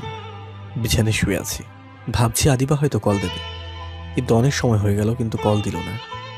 ওর কাছে কি আমি এতটাই মূল্যহীন যে একবারও আমাকে কল দিতেও পারলো না? ওকে তো আর আমি ভালোবাসতে বলছি না, আমি তো শুধুই ওর বন্ধু হয়েই থাকতে চেয়েছিলাম। এগুলো ভাবতে ভাবতে একটা সময় ঘুমিয়ে গেলাম। সকালে ঘুম থেকে উঠেই ফোনটা হাতে নিলাম, কিন্তু যে আশায় হাতে নিয়েছিলাম সেটা পূরণ হয়নি। আদিবা আমাকে একটি বারো কল দেয়নি, হয়তো ওর কাছে এখন রাব্বিই সব। ফ্রেশ হয়ে কিছুক্ষণ পড়লাম, কিন্তু পড়া একদমই মন বসছিল না। তারপর পড়ার চেষ্টা করলাম। পড়া শেষে কিছু খেয়েই কলেজে আসলাম। গিয়ে দেখি আদিবা এখনও আসেনি, তাই একা একা একটা বেঞ্চের ওপর বসে সময় কাটালাম। ক্লাস শুরু হওয়ার কিছুক্ষণ আগে আদিবা আসলো। এত দেরি হলো কেন আজকে? আর বলিস না, গতকালের অনেক রাত পর্যন্ত রাব্বির সাথে কথা বলছিলাম, তাই ঘুম থেকে উঠতে দেরি হয়েছে। রাতে তোকে অনেকবার কল দিয়েছিলাম। সরি, আমি খেয়াল করিনি। রাব্বির সাথে কথা বলে ঘুমিয়ে গিয়েছিলাম, তাই মনে ছিল না। প্লিজ কিছু মনে করিস না। আরে না না, মনে করে কি আছে। আচ্ছা, বিকেলে তোর সাথে নদীর পাড়ে ঘুরতে যাব, ঠিক আছে? না, বিকেলে যাওয়া হবে না, হোটেল থেকে আমাকে ছুটি দেবে না। তাহলে কলেজ টাইমে যাব, ঠিক আছে? আচ্ছা। তারপর ক্লাস করে বাসায় চলে আসলাম। আজকে অনেক খুশি লাগছে, কারণ কালকে আদিবার সাথে ঘুরতে যেতে পারবো। এত খুশি হয়ে কাজ নেই, এখন তাড়াতাড়ি রেডি হয়ে হোটেলে যাই, না হলে দেরি হলে আর চাকরিটাও থাকবে না, আমাকে আর কোনো সুযোগও দেবে না। ঠিক সময় হোটেলে চলে আসলাম, তারপর নিজের কাজ করতে লাগলাম। আমাকে দেখি ম্যানেজার বলতে লাগলো, প্রতিদিন এভাবে ঠিক সময় আসবে আর ভালোভাবে কাজ করবে। জি স্যার। আজকে কাজ করেও জানি কেমন আনন্দ পাচ্ছি, হয়তো আদিবার জন্য, কারণ কালকে ওর সাথে নদীর পাড়ে ঘুরতে যাব। অনেকদিন পর আদিবার সাথে আড্ডা দেবো, ভাবতেই অনেক ভালো লাগছে। কাজ করে বাসায় চলে আসলাম। ফ্রেশ হয়ে কিছুক্ষণ পড়লাম, তারপর ভাবছি আদিবাকে একটা ফোন দেব। যেই ভাবা সেই কাজ, আদিবাকে ফোন দিলাম, কিন্তু ফোনটা ওয়েটিং। অনেকবার ফোন দিলাম, তবুও ওয়েটিং। ধুর, মুডটাই খারাপ হয়ে গেল। আরে আমি এত চিন্তা করছি কেন? কালকে তো আদিবার সাথে কথা হবেই, এই ভেবে ঘুমিয়ে পড়লাম। সকালে কলেজে গিয়ে দেখলাম আদিবা এখনও আসেনি। আগে আদিবা সব সময় আমার আগেই কলেজে আসতো, ইদানিং দেখছি আদিবা কলেজে খুব লেট করে আসছে। হয়তো রাতে রাব্বির সাথে কথা বলে, তাই সকাল ঘুম থেকে উঠতে দেরি হয়। মন খারাপ করে একটা বেঞ্চের ওপরে বসে রইলাম। কিছুক্ষণ পর আদিবা আসলো। কি রে, এভাবে বেঞ্চের উপর বসে কি ভাবছিস? কিছু না, তোর জন্য অপেক্ষা করছিলাম। সরি, আমার আসতে একটু দেরি হয়ে গেল। কোনো সমস্যা না, এখন চল নদীর পাড়ে যাই। চল। তারপর আমি আর আদিবা নদীর পাড়ে ঘুরতে গেলাম। বেঞ্চের ওপর বসে দুজনেই কথা বলছি। হঠাৎ আদিবা কারে যেন ফোন দিয়ে আসতে বললো। কারে আসতে বললি? রাব্বিকে। মুহূর্তের মধ্যে মনটা আবারও খারাপ হয়ে গেল। তার মানে আদিবা আমার জন্য আসেনি, আর রাব্বির সাথে ঘুরতে এসেছে, আর আমাকে সাথে করে নিয়ে এসেছে। কিছুক্ষণ পর রাব্বি আসলো। রাব্বি আর আদিবা কথা বলছে, আর আমি বোকার মতো বসে আছি। আমার খুবই খারাপ লাগছে। আদিবা আমার সাথে কি করে করতে পারলো এমনটা? আমি তোকে ঘুরতে যাওয়ার কথা বলিনি, ও নিজেই তো আমাকে বলছে। ওরা দুজনে কথা বলছে, মনে হচ্ছে আমি অপরিচিত কোনো একটা মানুষ। সেখান থেকে চলে আসতে ইচ্ছা করছে। হঠাৎ করেই আদিবা বলল, আমার প্রচুর পানি পিপাসা লাগছে। রবি, তুমি গিয়ে বোতল পানি কিনে নিয়ে আসো প্লিজ। আচ্ছা বেশ, তোমরা কথা বলো, আমি পানি নিয়ে আসছি। মনে হচ্ছে ওদের সেবা করার জন্য আমাকে নিয়ে এসেছে। আমাকে এখানে এনে এইভাবে অপমান না করলেও পারতো আদিবা। পানি নিয়ে বেঞ্চের এই জায়গায় আসলাম, এসে দেখি ওরা নাই। তারপর ওদের খুঁজতে লাগলাম। হঠাৎ দেখলাম ওরা অন্য এক জায়গায় বসে কথা বলছে। আমি পিছন দিকে ছিলাম, আর সেখানে অনেক গাছও ছিল, যার কারণে ওরা আমাকে দেখতে পায়নি। আমি ওদের কাছাকাছি আসতেই শুনতে পেলাম, আদিবা, তোমাকে কিছু বলতে চাই, জানি না তুমি কিভাবে নেবে। আমি কিছুই মনে করব না, তুমি বলো। রবিকে আমার মোটেও সুবিধার মনে হচ্ছে না। মানে কি বলছো তুমি? দেখো আদিবা, একটা ছেলে আর একটা মেয়ে কখনো শুধু বন্ধু হয়ে থাকতে পারে না। শুধু আমি না, সবাই বলবে এটা। তুমি রবিকে শুধু বন্ধু ভাবলেও আমার মনে হয় সে তোমাকে অন্য কিছু ভাবে। তুমি যখন ওই দিন রবিকে বলেছিলে যে তুমি আমাকে ভালোবাসো, তখন রবিকে দেখে মনে হয়েছিল ও একদমই খুশি হয়নি, আর তাই হয়তো ও কাজের বাহানা দিয়ে চলে গেছিল। দেখো, আমি রবিকে শুধুই আমার ভালো একজন বন্ধু মনে করি। আমি জানি সেটা, কিন্তু এখানে কথা হচ্ছে যে রবি তোমাকে কি ভাবে। আর কোনো বয়ফ্রেন্ডই চাইবে না তার প্রেমিকার কোনো ছেলে বেস্ট ফ্রেন্ড থাকুক। দেখো, আমি রবিকে শুধুই আমার একজন ভালো বন্ধু মনে করি। তুমি শুধু শুধু রবিকে সন্দেহ করছো, আর ও তো আমাকে বলেনি যে ও আমাকে ভালোবাসে। তুমি শুধু শুধু টেনশন করছো। দেখো আদিবা, ও তোমার ভালো বন্ধু, তাই হয়তো এখন তুমি একথা বলছো। কালকে যখন ও আমার নামে তোমাকে বলবে যে আমি অন্য মেয়েকে নিয়ে ঘুরি, তখন তুমি সত্যিটা না জেনেই আমাকে সন্দেহ করবে। আর বেশিরভাগ সম্পর্ক এই জন্যই নষ্ট হয়। আর একজন মানুষের কাছে দুইজন সমান গুরুত্বপূর্ণ হতে পারে না। আর আমি চাই না যে তুমি রবির সাথে কথা বলো। আর তোমার কাছে কে বেশি গুরুত্বপূর্ণ, আমি না রবি? এটা কেমন প্রশ্ন রাব্বি? তোমরা দুজনেই আমার লাইফের সমান গুরুত্বপূর্ণ। তোমাকে আমি ভালোবাসি, আর রবি আমার বন্ধু। আর কোনো কারণ ছাড়া কিভাবে রবির সাথে আমি এই সম্পর্ক নষ্ট করতে পারি বলো? আচ্ছা, তোমার রবির সাথে সম্পর্ক নষ্ট করতে হবে না। যদি কোনোদিন রবি তোমাকে প্রপোজ করে তখন? আশা করি এমনটা কখনো আসবে না। যদি এমনটা হয় তাহলে ওর সাথে আমার কোনো সম্পর্ক থাকবে না। আচ্ছা, এখন ওইসব কথা বাদ দিই। আমার জন্য কেন আদিবার রিলেশন ভেঙে যাবে? ও তো আমাকে শুধুই ওর বন্ধু ভাবে, আমি শুধু তাকে ভালোবাসি। আর রাব্বি হয়তো চায় না যে আদিবা আমার সাথে কথা বলুক। আমি না হয় ওদের থেকে দূরে চলে যাব। তারপর কিছুক্ষণ পর পানি নিয়ে ওদের কাছে গেলাম। আচ্ছা, তোমরা কথা বলো, আমি যাই। কেন? তুইও আমাদের সাথে থাক। না না, তোরা আড্ডা দে, আমার আবার হোটেলে যেতে হবে। আচ্ছা, যাও। তারপর আমি ওদের ওখান থেকে চলে আসলাম। আমি চাই না আমার জন্য ওদের সম্পর্কটা নষ্ট হোক, তাই ওদের আর বিরক্ত করলাম না। বাসায় এসে গোসল করলাম, তারপর কিছুক্ষণ শুয়ে থেকে হোটেলে গেলাম। আজকেও ঠিক সময় চলে আসলাম, তাই ম্যানেজারের আর বকা খেতে হলো না। কাজগুলো ঠিকভাবে করতে লাগলাম। রাতে বাসায় এসে শুয়ে শুয়ে ভাবছি, এখন থেকে আদিবাকে ভুলে থাকার চেষ্টা করতে হবে। জানি ওকে ভুলে থাকা আমার পক্ষে খুবই কঠিন একটা ব্যাপার, কিন্তু এছাড়া তো আর কোনো পথ নেই। আমার ভালোবাসা কোনো দিনও সফল হবে না। বরং এভাবে চলতে থাকলে কোনোদিন জানি আদিবাকে প্রপোজ করে বসি, তখন হয়তো ও আমাকে অনেক খারাপ ভাববে আর বন্ধুত্বটাও নষ্ট করে দেবে। তাই এখন থেকে কলেজে যতটা সম্ভব কম কথা বলতে হবে ওর সাথে, তাহলে হয়তো ওর মায়ায় পড়বো না আমি। রাতের আদিবাকে ফোন দিলাম না। সকালে ঘুম থেকে উঠে ফ্রেশ হয়ে কলেজে গেলাম। ক্লাস শুরু হওয়ার মাত্রই কিছুক্ষণ আগে গেলাম, গিয়ে দেখি আমার আগে আদিবা চলে এসেছে। ক্লাসের সময় শেষ হয়ে গেছে, তাই আদিবার সাথে তেমন কোনো কথা হয়নি। তারপর ক্লাস করে ওর সাথে কিছুক্ষণ আড্ডা দিয়ে বাসায় চলে আসলাম। আগের তুলনায় অনেক কম কথা বললাম। বাসায় এসে ফ্রেশ হয়ে কিছুক্ষণ রেস্ট নিলাম। তারপর হোটেলে গেলাম। কাজ করতে করতে হঠাৎ একটা টেবিলের দিকে তাকিয়ে অবাক হয়ে গেলাম, কারণ সেখানে রাব্বি ছিল আর ওর পাশে একটা অন্য মেয়ে বসা ছিল। তারপর একটু আড়ালে গিয়ে ওদের কথা শুনতে লাগলাম। বাবু, তুমি এখন আর আমার সাথে আগের মতো কথা বলো না কেন? আসলে বাবু, ইদানিং একটু ব্যস্ত ছিলাম তো, তাই। এখন থেকে তোমাকে অনেক সময় দেবো। রাগ করো না বাবু, আমি তোমাকে অনেক ভালোবাসি। আমি জানি আমার বাবুটা আমাকে অনেক ভালোবাসে। ওদের কথা শুনলেই তো আমি অবাক হয়ে গেছি। তার মানে রাব্বি আদিবাকে ধোঁকা দিচ্ছে, আর ও একটা প্লে বয়। না জানি আরো কত মেয়ের সাথে সম্পর্ক আছে ওর। কাজ শেষ করে বাসায় এসে শুয়ে শুয়ে ভাবছি, আদিবাকে যদি রাব্বির কথা বলি তাহলে হয়তো বিশ্বাস করবে না। কারণ ওই দিন রাব্বি ওকে পার্কে যেভাবে বলেছে, তার জন্য হয়তো আমাকে ভুলও বুঝতে পারে। কিন্তু এটা যদি না বলি তাহলে হয়তো পরবর্তীতে ওর অনেক ক্ষতিও হতে পারে। আর যা বুঝলাম রাব্বি মোটেও ভালো না। ও আমাকে ভুল বুঝলেও আমাকে এই কথাটা ওকে বলতেই হবে, আর না হলে ওর অনেক ক্ষতি হয়ে যাবে। আর আমি চাই না আদিবার কোনো ক্ষতি হোক। পরের দিন কলেজে গিয়ে আদিবার আসার অপেক্ষা করতে লাগলাম। কিছুক্ষণ পর আদিবা আসলো। আদিবা, আমি তোকে কিছু বলতে চাই, জানি না তুই কি মনে করবি। আমি কিছুই মনে করব না, তুই বল। গতকালকে রাব্বি আমার হোটেলে এসেছিল একটা মেয়েকে নিয়ে। তারপর আমি ওদের সব কথা শুনলাম। ওরা একে অপরকে ভালোবাসে, আর আমার মনে হয় ও একটা প্লে বয়। ও তোকে ভালোবাসে না, ও শুধুই তোকে ব্যবহার করতে চায়। তোর সাহস কি করে হয় রাব্বি সম্পর্কে এসব কথা বলার?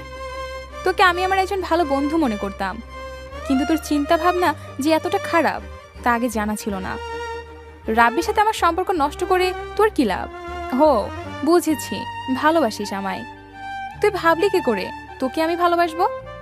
তোকে শুধু আমি আমার একজন ভালো বন্ধু মনে করতাম, কিন্তু আজকের পর আমি ভুলে যাব যে আমার তোর মতো কোনো বন্ধু ছিল। তুই আর কখনো আমার সাথে কথা বলবি না। ওই দিন পার্কে রাব্বি ঠিকই বলেছিল, কিন্তু আমি ওর কথা বিশ্বাস করিনি। যা, আমার সামনে থেকে যা। আমি চোখের পানি মুছে সেখান থেকে চলে আসলাম। আদিবা রাব্বির ভালোবাসা এতটাই অন্ধ হয়ে গেছে যে আমার একটা কথা ওর বিশ্বাস হচ্ছে না। কিন্তু ও যে আমাকে কলেজের সবার সামনে থাপ্পড় মারবে তা আমি কল্পনাও করতে পারিনি। কিন্তু আমি আদিবাকে কি করে বিশ্বাস করাবো যে আমি যা বলেছি সব অক্ষরে অক্ষরে সত্যি?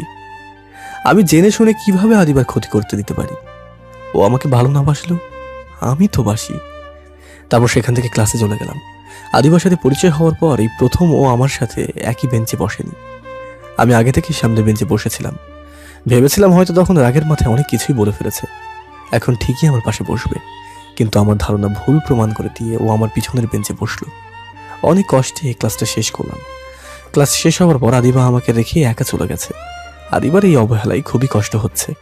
আমি কলেজ থেকে বাসায় চলে আসলাম। ফ্রেশ হয়ে কিছুক্ষণ রেস্ট করলাম, তারপর হোস্টেলে চলে আসলাম। রবি আমার সাথে এমনটা করবে কখনো কল্পনাও করি নাই। শেষ পর্যন্ত রাব্বির কথাই সত্যি হলো। সেদিন যদি ওর কথা বিশ্বাস করতাম তাহলে আজকে এই দিনটা আমায় দেখতে হতো না। রবির চিন্তা ভাবনা এতটা খারাপ তা আগে বুঝতেই পারি নাই। বিকেলে রাব্বির সাথে নদীর পাড়ে ঘুরতে গেলাম। কি ব্যাপার আদিবা, তোমার কি মন খারাপ? কখনো ভাবতেই পারি নাই যে আমার জীবনে এরকম একটা ঘটনা ঘটবে। কি হয়েছে? রবি যে এতটা খারাপ তা আগে আমার জানাই ছিল না। ওকে আমি আমার একজন ভালো বন্ধু মনে করতাম।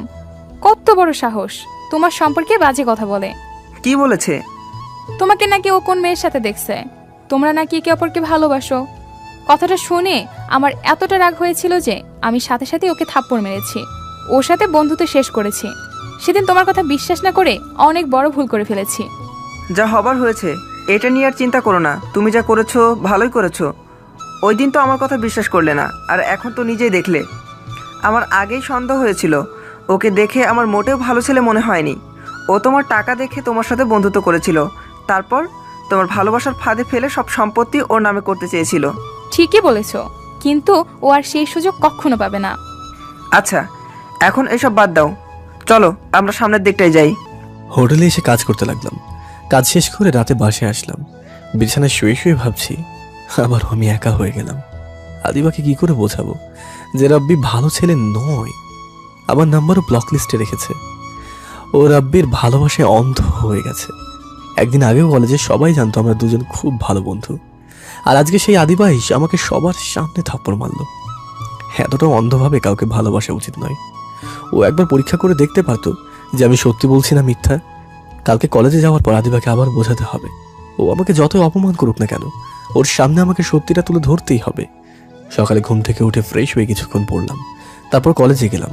কলেজে গিয়ে দেখলাম আদিবা ওর বান্ধবীদের সাথে কথা বলছে। আদিবা, তোর সাথে আমার কিছু কথা আছে। তোকে বলছি না তুই কখনো আমার সামনে আসবি না, আর কখনো আমার সাথে কথা বলবি না। তারপরে বেহের মতো কেন আবার আমার কাছে আসছিস? দেখ আদিবা, তুই আমাকে যা বলার বল, দয়া করে আমার কথাটা একবার বিশ্বাস কর। তুই ওর ভালোবাসায় অন্ধ হয়ে গেছিস, তাই এখন তোর আমার কথা বিশ্বাস হচ্ছে না। তুই একবার চিন্তা করে দেখ, আমি একটুও মিথ্যা কথা বলছি না। অনেক হয়েছে, আর একবারও রাব্বির সম্পর্কে বাজে কথা বলবি না। তোর কপাল ভালো যে আমি তোর মতো একটা ছেলের সাথে বন্ধুত্ব করছিলাম, কিন্তু তুই আমার সেই বন্ধুত্বের সুযোগ নিলি। তোর কি মনে হয় রাব্বির সম্পর্কে এসব বললে আমি রাব্বিকে ভুলে যাব, তারপর তোকে ভালোবাসবো? তোর কি মনে হয় আমি কিচ্ছু বুঝি না? তুই আমাকে ভালোবাসার ফাঁদে ফেলে আমার কাছ থেকে টাকা হাতিয়ে নিতে চাস। তোর সাথে বন্ধুত্ব করাই ছিল আমার জীবনের সবচেয়ে বড় ভুল, আর এখন তা বুঝতে পারছি। তুই আর কখনো আমার সামনে আসবি না। এই বলে আদিবা চলে যেতে লাগলো। তখনই আমি আদিবার হাত ধরে ওকে কিছু বলতে যাব, তার আগেই ছোট লোকের বাচ্চা, তোর সাহস কি করে হয় আমার হাত ধরার? তুই কোন সাহসে আমার হাত ধরলি? আরে তোর তো মনে হয় জন্মই ঠিক নাই। তুই ভাবলি কি করে আমি তোকে ভালোবাসবো? তোকে করুণা করে তোর সাথে বন্ধুত্ব করছিলাম, কিন্তু তুই তার যোগ্য নস। তোর মতো এতিম ছেলেকে কেউ কোনোদিন ভালোবাসবে না। চোখের পানি মুছতে লাগলাম। এটা ঠিক যে আমি তোকে ভালোবাসি, কিন্তু এটা ঠিক নয় যে আমি তোর টাকার লোভে তোকে ভালোবাসি।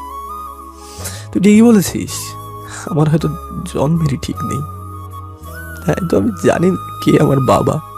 তোর সাথে পরিচয় হওয়ার আগে পর্যন্ত আমার জীবনে কখনো খুশি আসেনি, জানিস? তুই ঠিকই বলেছিস যে আমি একটা এতিম ছেলে। তোর সাথে পরিচয় হওয়ার পর আমি বলে গেছিলাম যে আমি একটা এতিম ছেলে। আজকে তুই মনে করিয়ে দিয়ে ভালোই করেছিস, ধন্যবাদ রে। আজকের পর থেকে এতিম ছেলেটা তোকে আর কখনো বিরক্ত করবে না। তবে একটা কথা মনে রাখ, একদিন ঠিকই তুই আমার কথা বুঝবি, কিন্তু হয়তো তখন আমি আর থাকবো না। তারপর সেখান থেকে চলে এসে একটা বেঞ্চের উপরে বসে আছি আর চোখের পানি ফেলছি। হঠাৎ করেই সাকিব আমার কাছে এসে বলতে লাগলো, তোর সাহস কি করে হয় আদিবার হাত ধরার? এতদিন আদিবার জন্য তোকে কিচ্ছু বলতে পারি নাই, ভেবেই পাচ্ছি না যে তোর মতো ছেলের সাথে আদিবা কি করে বন্ধুত্ব করলো। যাক, অবশেষে আদিবা ওর ভুল বুঝতে পেরেছে। আজকে তোকে এমন মারবো যে আর কোনো দিনও আদিবার পিছিয়ে পড়বি না। তারপর আমাকে অনেক মারলো, কোনো কিছুই বলতে পারিনি, সব মুখ বুঝে সহ্য করেছে। আমি তো আদিবার কোনো ক্ষতি করিনি, শুধু ওর সাহায্য করতে চেয়েছিলাম, কিন্তু তার প্রতিদান যে এইভাবে দেবে আমি কখনো ভাবতে পারিনি। কোনো মতে বাসায় চলে আসলাম। বাসায় এসেই শুয়ে পড়লাম। হাতে কোনো টাকাও নেই যে ডাক্তার দেখাবো। মারের কারণে জ্বর চলে আসলো, চোখ দুটো বন্ধ হয়ে আসছে, আর কিছুই মনে নেই আমার। চোখ খুলে দেখি আমি একটা বিছানায় শুয়ে আছি। তারপর পাশে তাকিয়ে দেখলাম যে পাশের বাসায় বড় ভাই আছে। আমি চোখ খুলছি দেখি বলতে লাগলো, জ্ঞান ফিরেছে, আমি ডাক্তারকে নিয়ে আসি। তারপর বড় ভাই ডাক্তার নিয়ে আসলো। ডাক্তার আমাকে দেখার পর বলল, আর কোনো ভয় নেই, রোগী এখন বিপদমুক্ত, 2-3 দিন পরেই বাসায় নিয়ে যেতে পারবেন। এটা বলে ডাক্তার চলে গেল। তারপর আমি বড় ভাইকে বলতে লাগলাম, ভাই আমি হাসপাতালে কেন? আমি তোর বাসার পাশ দিয়ে যাওয়ার সময় দেখি তোর রুমের দরজা খোলা। এই সময় সাধারণত তোর রুমের দরজা খোলা থাকে না, তাই ভাবলাম হয়তো কোনো চোর হবে। তাই তোর রুমের কাছে গেলাম আর দেখলাম তুই বিছানার উপরে শুয়ে আছিস। তোকে দেখে মনে হলো তুই অ্যাক্সিডেন্ট করেছিস। তারপর কাছে গিয়ে তোকে অনেক ডাকলাম, কিন্তু কোনো সাড়া শব্দ পেলাম না। তখন তোর গায়ে হাত দিলাম, তোর শরীর অনেক গরম ছিল। তারপর তোকে হাসপাতাল নিয়ে আসলাম, আর আজকে 2 দিন পর তোর জ্ঞান ফিরল। বড় ভাইয়ের কাছ থেকে এসব শোনার পর আমি আমার সাথে ঘটে যাওয়া ঘটনার কথাগুলো মনে করতে লাগলাম। মনে করতেই চোখ দিয়ে পানি গড়িয়ে গেল। তোর চোখে পানি কেন? কি হয়েছে আমাকে বলতো? তারপর বড় ভাইকে আমার সাথে ঘটে যাওয়া সব কিছুই বললাম। এত কিছু হয়েছে তোর সাথে, মন খারাপ করিস না।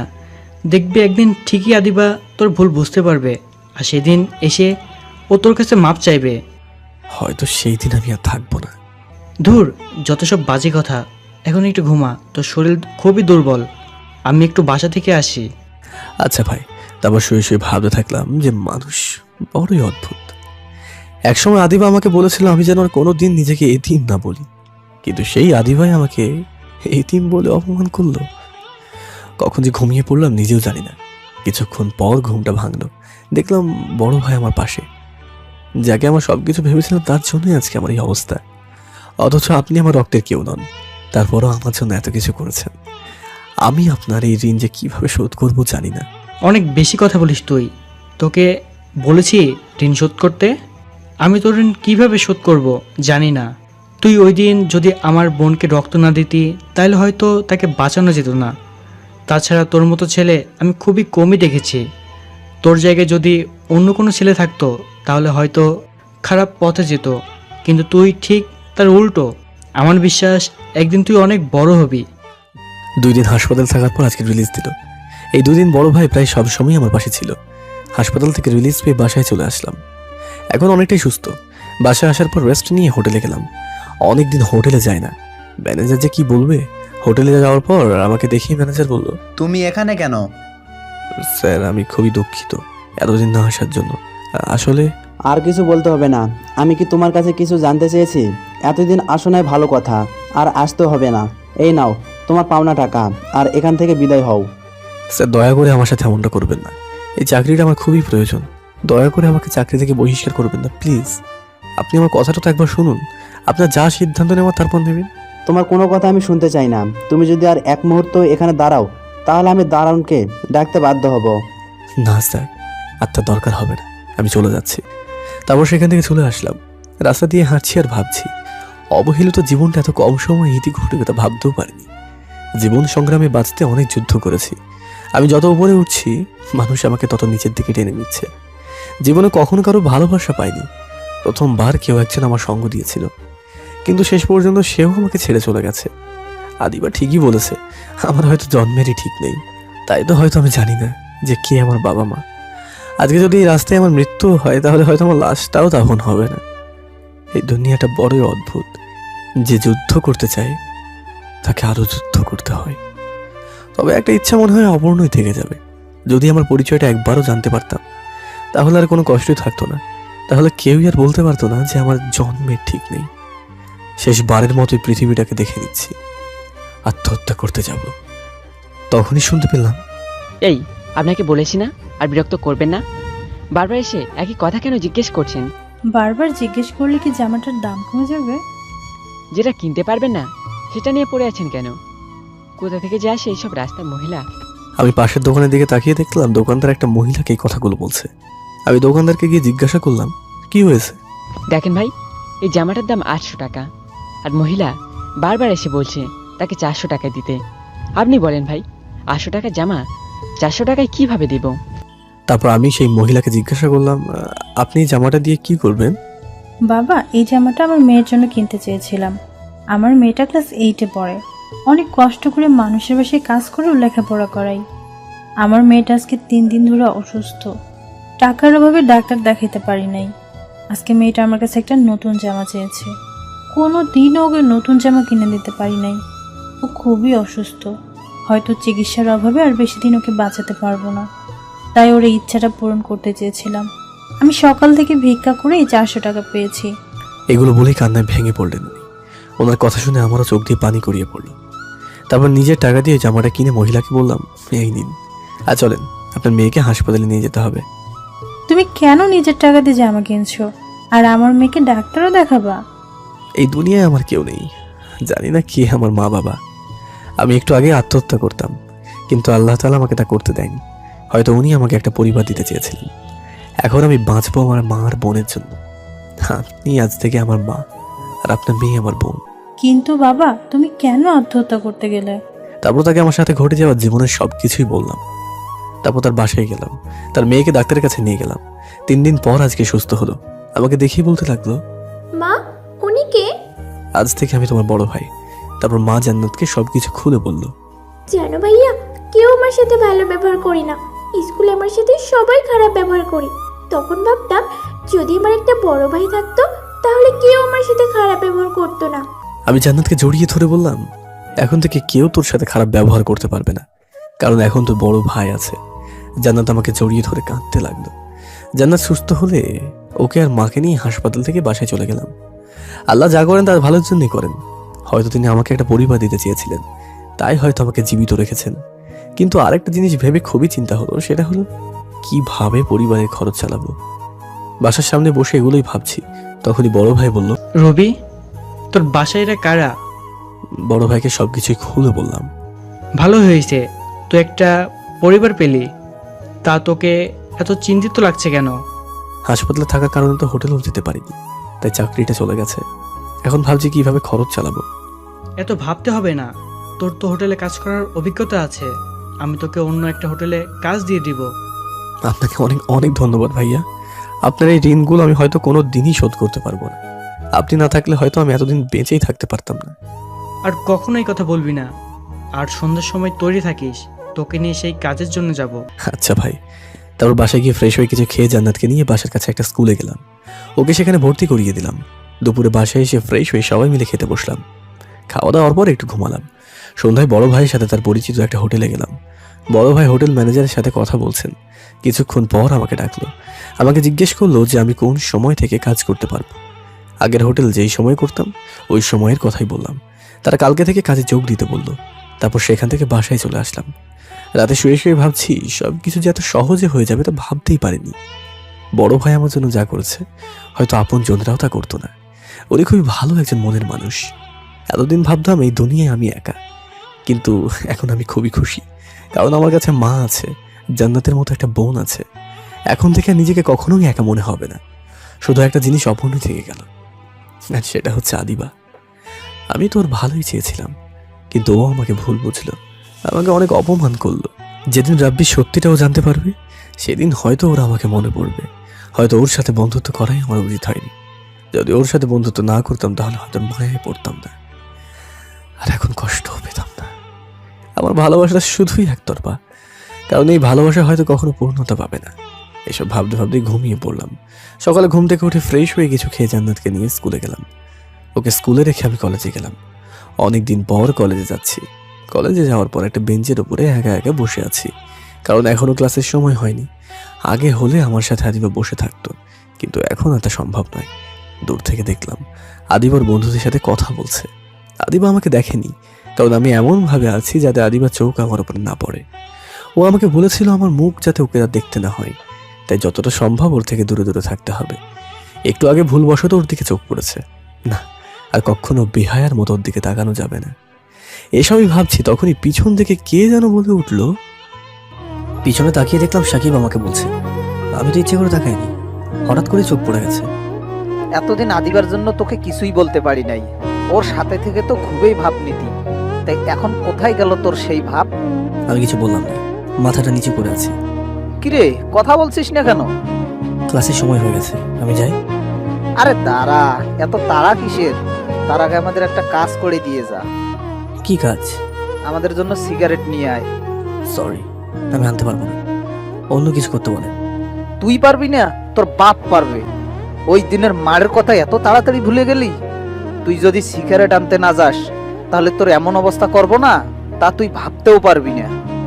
তারপর আমি বাধ্য হয়ে সিগারেট আনতে গেলাম, কিন্তু আরেকটা সমস্যা বেঁধে গেল।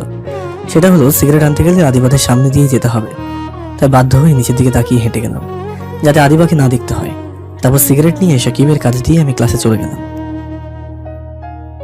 দেখেছিস কত বড় সাহস, কলেজ ক্যাম্পাসে হাতের সিগারেট নিয়ে ঘুরে। মিম, তুই সব ফালতু ছেলের সাথে কথা বলা বাদ দে। ওর মতো ছেলেরা হেঁচের আর কি বা করতে পারে? তা ঠিক বলেছিস, ওকে দেখে অনেক ভদ্র ছেলে মনে হলেও ও একটা ফালতু ছেলে। তুই এরকম একটা ছেলের সাথে যে কি করে এতদিন বন্ধুত্ব করলি আমি তাই ভেবে পাচ্ছি না। আগে কি করছি তা নিয়ে ভাবলে চলবে না, সামনে কি করব তা নিয়ে ভাবতে হবে। তুই ওর কথা বাদ দে তো, অন্য কিছু বল। আচ্ছা বাদ দিলাম, এখন বল রাব্বি ভাইয়ের সাথে তোর রিলেশন কেমন চলছে? ভালোই চলছে, সে হলো মহা ব্যস্ত মানুষ, তাই আজকাল আমাকে তেমন সময় দিতে পারে না। দেখিস পাখি যেন আবার খাঁচা ছেড়ে চলে না যায়। ধুর, কি যে বলিস না তুই। আরে মজা করলাম, রাব্বি ভাই আর যাই হোক রবির মতো না। কোথায় ওই ফালতু ছেলেটা আর কোথায় রাব্বি? কার সাথে যে তুই কার তুলনা করিস? আচ্ছা বাদ দে, এখন চল ক্লাসে যাই। ক্লাসে এসে সবার পিছনের বেঞ্চে বসে পড়লাম। আদিবার সাথে যখন বন্ধুত্ব ছিল তখন ওর সাথে সামনের বেঞ্চে বসতাম, তখন কেউই আমার সাথে খারাপ ব্যবহার করতো না। আর এখন আদিবার সাথে বন্ধুত্বও নেই, আর সবার সাথে ভালো ব্যবহারও শেষ। সামনের বেঞ্চে আমার জায়গা হয় না, তাই পিছনের বেঞ্চে বসতে হয়। ক্লাসটা শেষ করে জান্নাতকে ওর স্কুল থেকে নিয়ে বাসায় চলে গেলাম। ফ্রেশ হয়ে কিছু খেয়ে রেস্ট নিলাম, তারপর হোটেলে গেলাম। নতুন হোটেলের ম্যানেজার অনেক ভালো, তিনি আমাকে অনেক ভালোই বোঝেন, আর এখানে কাজ করেও অনেক আনন্দ পাচ্ছি, যা আগের হোটেলে পেতাম না। ধুর, কিছুই ভালো লাগছে না। এই রাব্বিটাকে মনে হয় সারা দিনই ব্যস্ত থাকে। এখন একবার ফোন করে দেখি। কেমন আছো বাবু? ভালো না। কেন, কি হয়েছে? তুমি আগের মতো করে আমার সাথে কথা বলো না, আমাকে সময় দাও না। সরি বাবু, আসলে ইদানিং খুব ব্যস্ত থাকি তো, তাই এখন থেকে আবার তোমাকে আগের মতো সময় দিব। রাগ করো না বাবু, প্লিজ। আচ্ছা, মনে থাকে যেন। কালকে সকালে নদীর পাড়ে ঘুরতে যাবে? আচ্ছা ঠিক আছে। এখন ঘুমো বাবু। Good night. রাব্বির সাথে কথা বলার পর এখন অনেক ভালো লাগছে, এখন শান্তিতে ঘুমোতে পারবো। হঠাৎ একটা জিনিস মনে পড়ে গেল, সেটা হলো শাড়ি। রবি আমার জন্মদিনে আমাকে একটা শাড়ি দিয়েছিল। না, ওর কোনো কিছুই আমার কাছে রাখা সম্ভব না। কালকে আগে কলেজ যেতে হবে, তারপর ওকে শাড়িটা দিয়ে রাব্বির সাথে ঘুরতে যাব। তার আগে রাব্বিকে বলে নেই যে আমাকে আগে কলেজ যেতে হবে। রাব্বির নাম্বারে ফোন দিলাম, কিন্তু ওয়েটিং। আবার দিলাম, তা ওয়েটিং। কিছুক্ষণ পর রাব্বি কল দিল। সরি বাবু, আসলে এক বন্ধুর সাথে খুব গুরুত্বপূর্ণ একটা কথা বলছিলাম। ও, তা কিসের জন্য কল দিলা? আসলে কালকে আমাকে আগে কলেজ যেতে হবে, তারপর কলেজ থেকে তোমার সাথে যাব। আচ্ছা, আমি তোমাকে কলেজ থেকে এসে নিয়ে যাব। আচ্ছা। অনেক রাত হয়ে গেছে, এখনো বাসায় যেতে পারিনি। না জানি মা আর জান্নাত কতই না চিন্তা করছে। মোবাইলটাও তো নেই যে কারো কাছে ফোন দেবো। আমার কাছে যে মোবাইলটা ছিল ওটা তো আদিবার, ওর সাথে যখন বন্ধুত্ব ছিল তখনও আমাকে দিয়েছিল।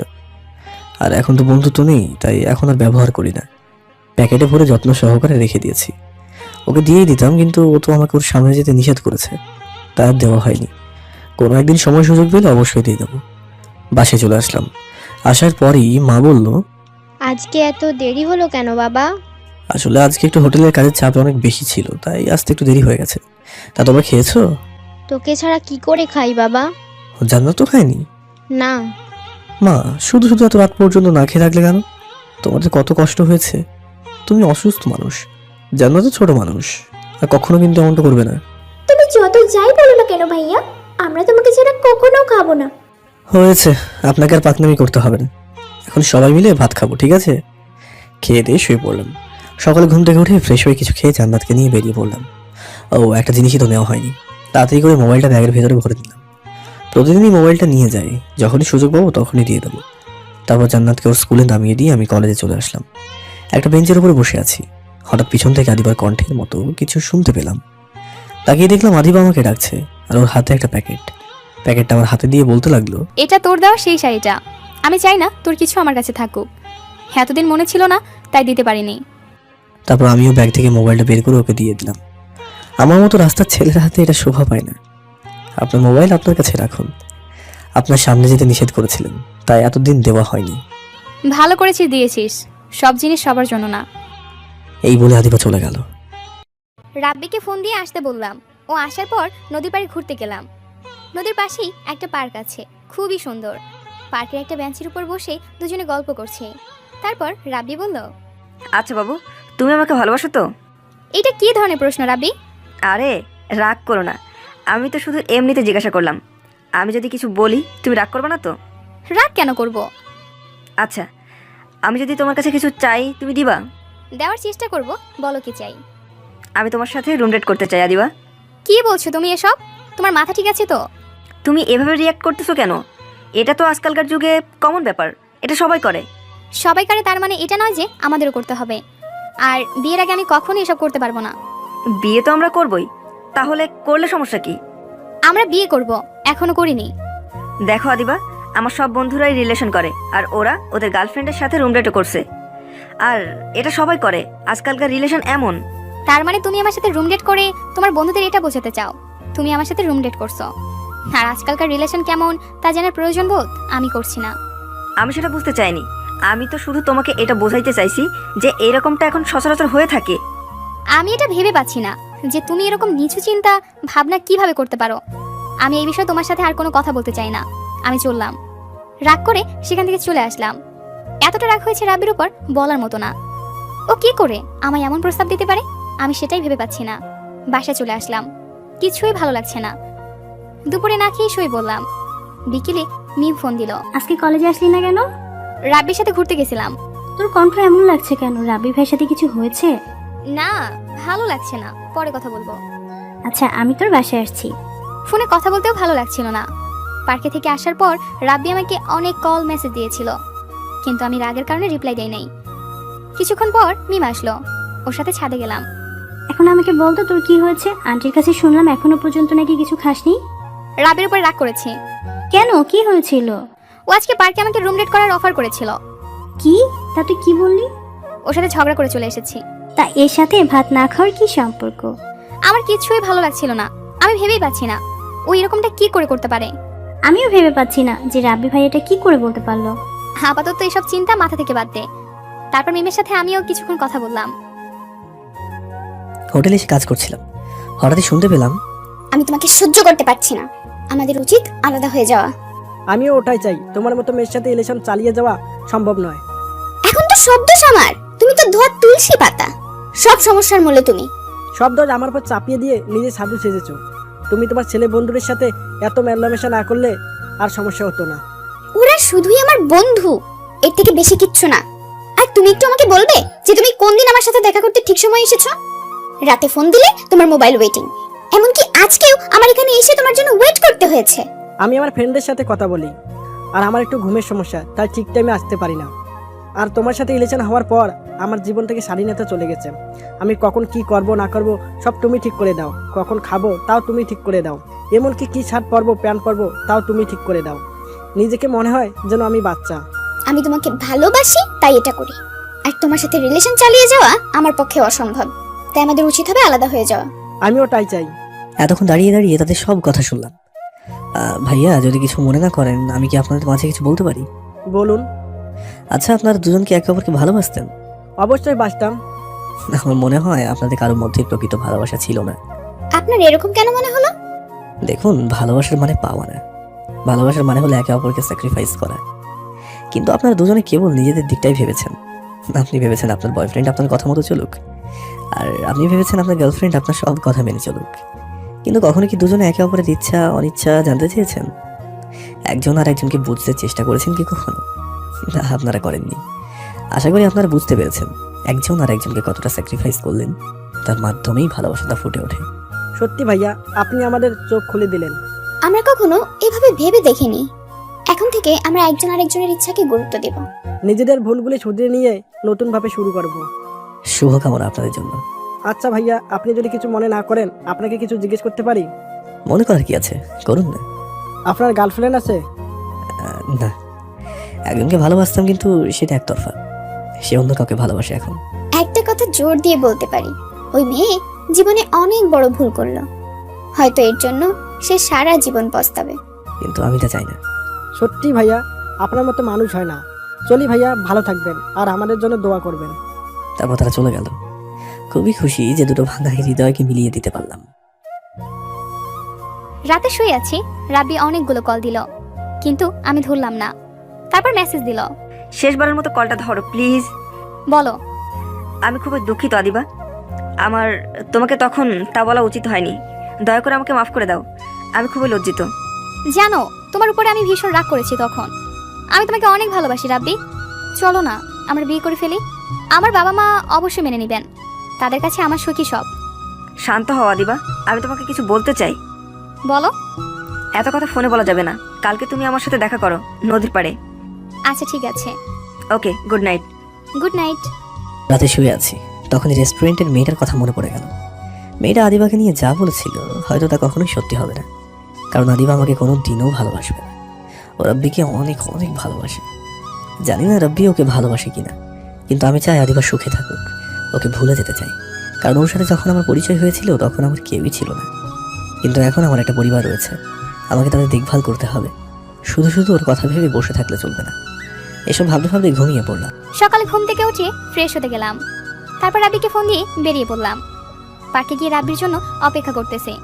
কিছুক্ষণ পর রাব্বিও চলে আসলো। দুঃখিত, আমার একটু দেরি হয়ে গেল। আরে কোনো সমস্যা নেই, চলো দুজনে হাঁটি। আমি তোমার সাথে জরুরি কিছু কথা বলতে এসেছি। আমি তোমাকে ভালোবাসি না দিবা। কি বলছো তুমি এসব? তোমার মাথা ঠিক আছে তো? আমি যা বলেছি ভেবেই বলেছি। আসলে তোমার সাথে রিলেশনে যাওয়ার আগে আমার একটা রিলেশন ছিল, ওর নাম লাবণী। আমাদের পরিবারেও মেনে নিয়েছিল, তারা আমাদের বিয়েও ঠিক করেছিল। কিন্তু হঠাৎ একটা ভুল বোঝাবুঝির কারণে আমাদের সম্পর্কটা ভেঙে যায়। তারপর আমি খুবই ডিপ্রেশনে ভুগি। আমার কিছু ভালো লাগতো না তখন, আমার অবস্থা খুবই খারাপ হচ্ছিল। তারপর হঠাৎ একদিন আমি তোমাকে দেখি, তুমি আমার বান্ধবীর সাথে হেসে হেসে কথা বলছিলে। কেন জানি না, তোমার খুবই ভালো লেগেছিল তোমার হাসিটা। তুমি যখন কথা বলছিলে ততক্ষণ আমি তোমার দিকে তাকিয়েছিলাম। এমনিতেই লাবণীর সাথে ব্রেকআপ হওয়ার পর আমি ভীষণ হতাশ হয়ে পড়েছিলাম। তারপর তোমাকে প্রপোজ করি আর তুমিও রাজি হয়ে গেলে। কিন্তু আমি তোমাকে মন থেকে মেনে নিতে পারছিলাম না, কারণ আমি লাবণীকে অনেক ভালোবেসেছিলাম। প্রথম তোমাকে অনেক ভালো লাগতো, তাই তো তোমাকে রবির সাথে মিশতে বারণ করেছিলাম। কিন্তু হঠাৎ একদিন লাবণী আমাকে ফোন করে, ও আমাকে সরি বলে আর আবার আমার জীবনে ফিরে আসতে চাইলো। আসলে ওর সাথে ব্রেকআপ হওয়ার জন্য শুধু ও দায়ী ছিল না, আমিও সমানভাবে দোষী ছিলাম। তাই ওকে মেনে নিয়েছিলাম। আর আমাদের দুই পরিবারও আমাদের এক হওয়াতে অনেক খুশি হয়েছিল, কারণ তারা চাইতো আমরা যাতে একসাথে থাকি। ওর বাবা আর আমার বাবা বন্ধু ছিলেন, তাই তারা চাইতো আমরা যাতে একে অপরের সাথে থাকি।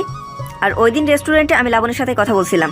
রবি তোমাকে যা বলছে তা সবই সত্যি, কিন্তু তুমি রবির সাথে যা করেছিলে তা যখন আমার কাছে এসে বলে, তখন আমি অবাক হয়ে গিয়েছিলাম। এটা ভেবে যে তুমি আমাকে এতটা বিশ্বাস করো, আমি খুব চিন্তায় পড়ে গেলাম। লাবণীকে তো তোমার কথা বলি নাই, ও জানতে পারলে হয়তো আবারও আমাকে ছেড়ে চলে যাবে। আর তুমিও অনেক অনেক ভালোবাসো আমাকে। আমি ভেবে পাচ্ছিলাম না কিভাবে তোমার সাথে ব্রেকআপ করব, তাই রুম ডেটের প্ল্যানটা করি। কিন্তু পরে বুঝতে পারলাম এসব বাদ দিয়ে তোমাকে সরাসরি বলি। আর আমাকে পারলে মাফ করে দিও, হয়তো আজকের পর তোমার সাথে আর আমার কখনো কথা হবে না। তুমি যখন কথা বলছিলে ততক্ষণ আমি তোমার দিকে তাকিয়েছিলাম। এমনিতেই লাবণীর সাথে ব্রেকআপ হওয়ার পর আমি ভীষণ হতাশ হয়ে পড়েছিলাম। তারপর তোমাকে প্রপোজ করি আর তুমিও রাজি হয়ে গেলে। কিন্তু আমি তোমাকে মন থেকে মেনে নিতে পারছিলাম না, কারণ আমি লাবণীকে অনেক ভালোবেসেছিলাম। প্রথম তোমাকে অনেক ভালো লাগতো, তাই তো তোমাকে রবির সাথে মিশতে বারণ করেছিলাম। কিন্তু হঠাৎ একদিন লাবণী আমাকে ফোন করে, ও আমাকে সরি বলে আর আবার আমার জীবনে ফিরে আসতে চাইলো। আসলে ওর সাথে ব্রেকআপ হওয়ার জন্য শুধু ও দায়ী ছিল না, আমিও সমানভাবে দোষী ছিলাম। তাই ওকে মেনে নিয়েছিলাম।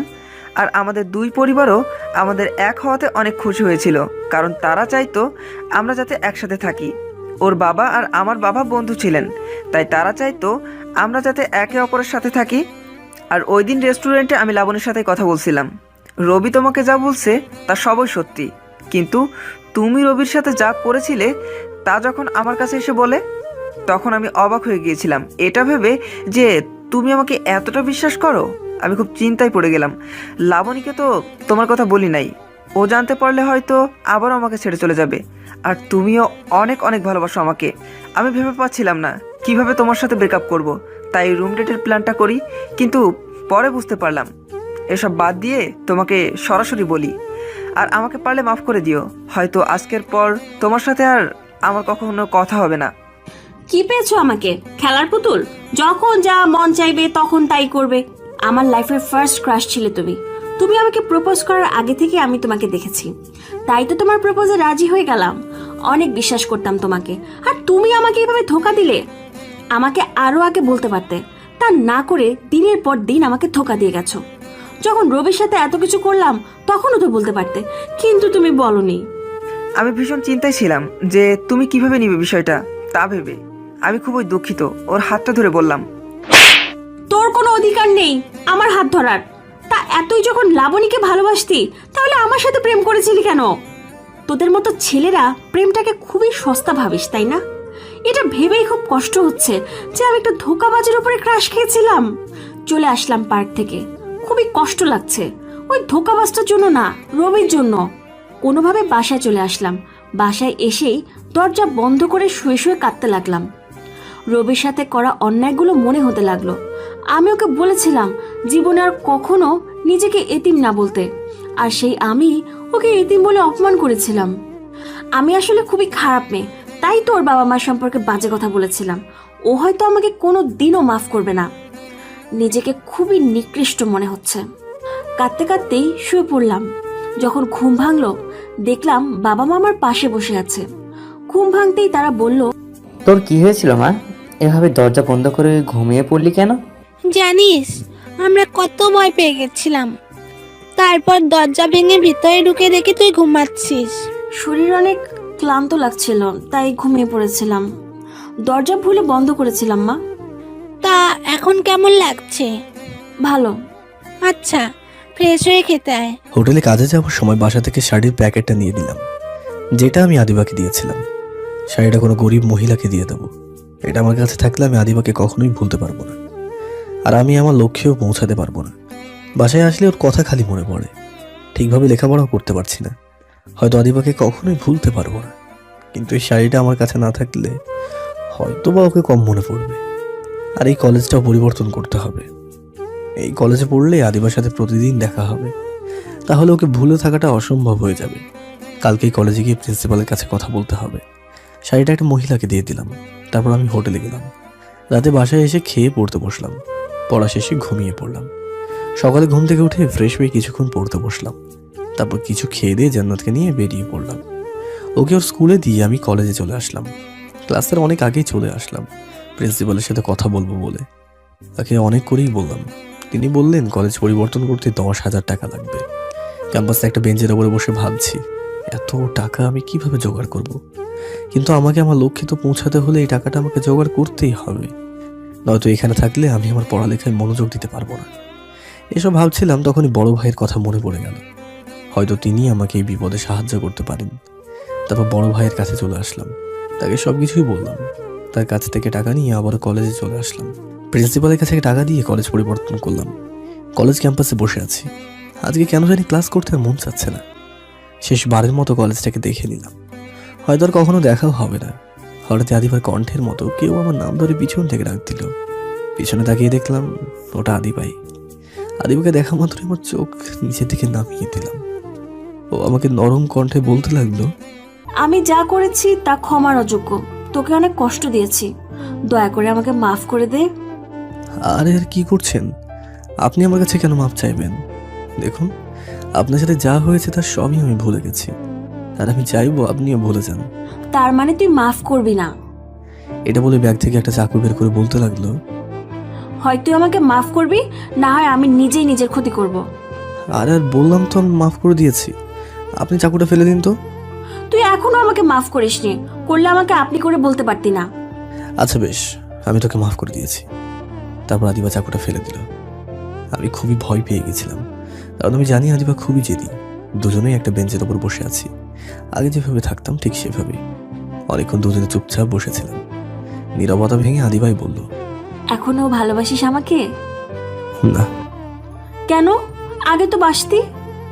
তখন অনুভূতিগুলো জীবিত ছিল, আর এখন মারা গেছে। আবার জাগিয়ে তুলবি? তাহার সম্ভব নয়। কেন? আগে এই পৃথিবীতে আমার কেউ ছিল না, এখন আমার একটা মা আর বোন আছে, তারাই এখন আমার সব। আগে আমার জীবনে কোনো লক্ষ্য ছিল না, কিন্তু এখন তা আছে, আর তার জন্য তোকে ভুলে থাকাটা খুবই জরুরি। আমি খুবই খারাপ একটা মেয়ে, তাই তো তোর সাথে ওরকমটা করতে পেরেছি। তুই পারবি আমাকে ভুলে থাকতে? তুই না আমাকে অনেক ভালোবাসিস। পারতেই হবে, আর তার জন্যই আমি কলেজ পরিবর্তন করব। এখানে থাকলে হয়তো তোকে ভুলে থাকার সম্ভব হবে না। তুই কলেজ কেন পরিবর্তন করবি? তোকে আমার ভালোবাসতে হবে না, যা। তারপরে তুই প্লিজ আমাকে ছেড়ে যাস না। তুই চলে গেলে কিন্তু আমি নিজের ক্ষতি করব। তুই ভালো করে জানিস আমি চাই না তোর কোনো ক্ষতি হোক, তাই হয়তো তুই এইভাবে বলছিস, কিন্তু তুই যদি আমার সত্যিই ভালো চাস তাহলে নিজের কোনো ক্ষতি করবি না। আমি তোকে ছাড়া বাঁচতে পারবো না, তোর মতো করে আমাকে কেউ ভালোবাসতে পারবে না। তুই প্লিজ আমাকে ছেড়ে যাস না।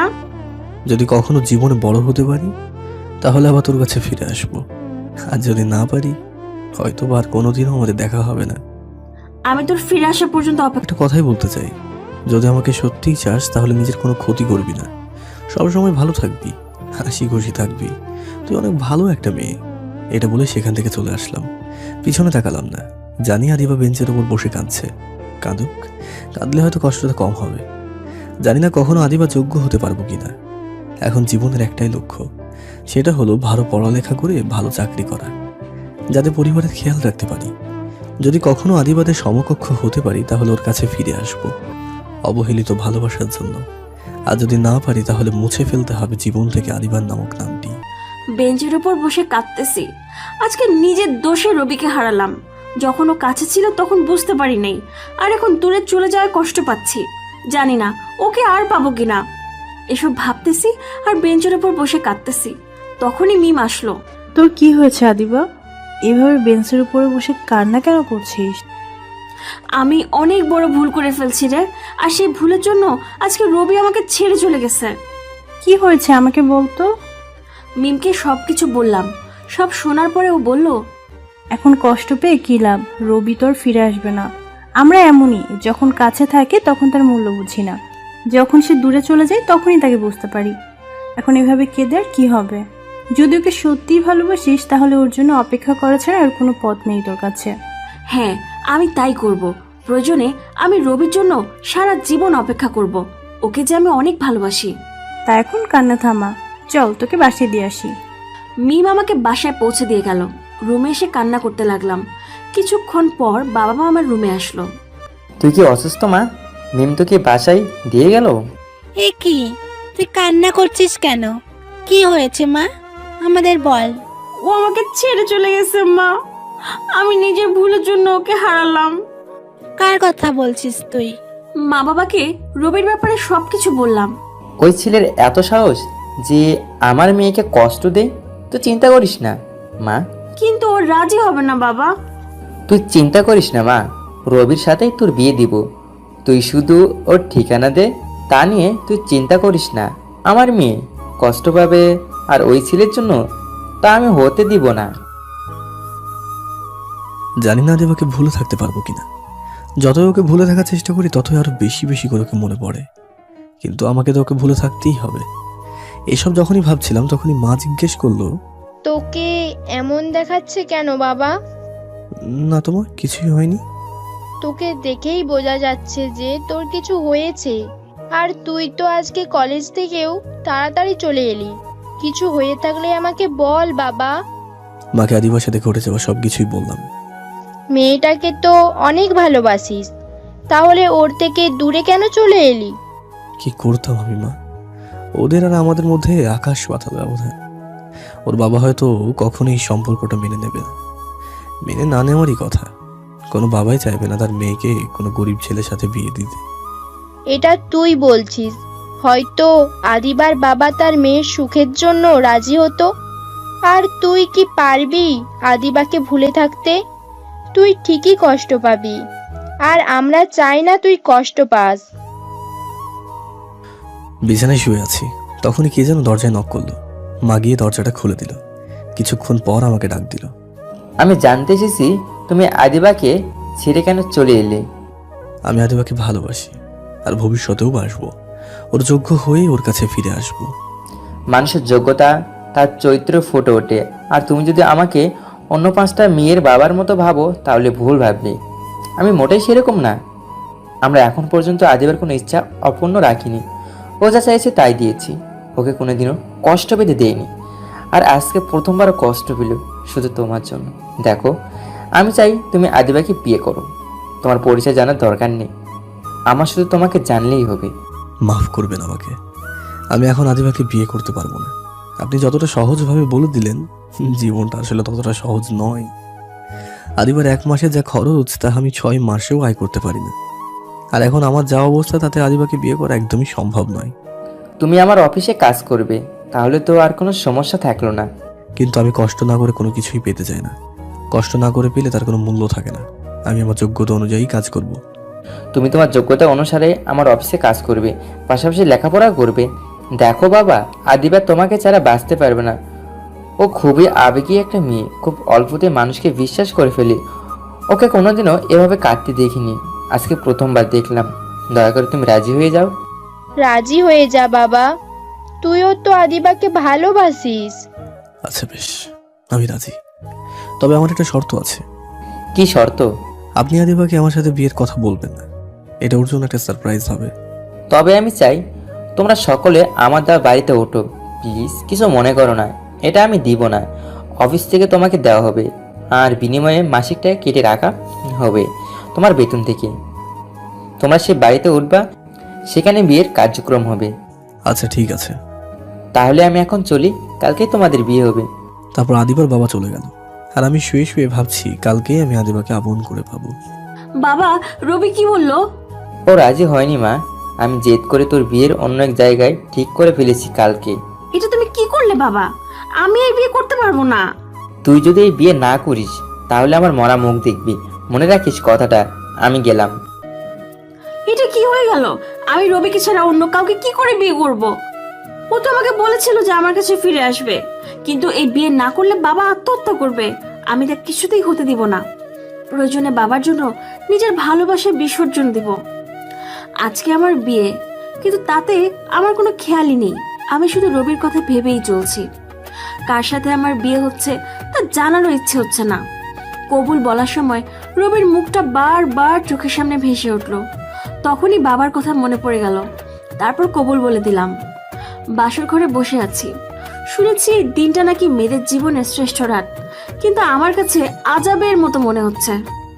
কিছুক্ষণ পর কেউ একজন বাসর ঘরে প্রবেশ করলো, তারপর বলল, শুনেছি বাসর ঘরে স্বামী আসলে তাকে সালাম দিতে হয়, কিন্তু আপনি তো জানেন না মনে হচ্ছে। দেখুন, আমি আপনাকে স্বামী হিসেবে মানতে পারবো না। আমি অন্য একজনকে ভালোবাসি, বাবার জন্য বিয়েটা করেছি। আপনি বললেই তো আর হবে না। আপনি আমার বউ, আপনার ওপর আমার অধিকার আছে, আর আমি আমার অধিকার আদায় করেই ছাড়বো।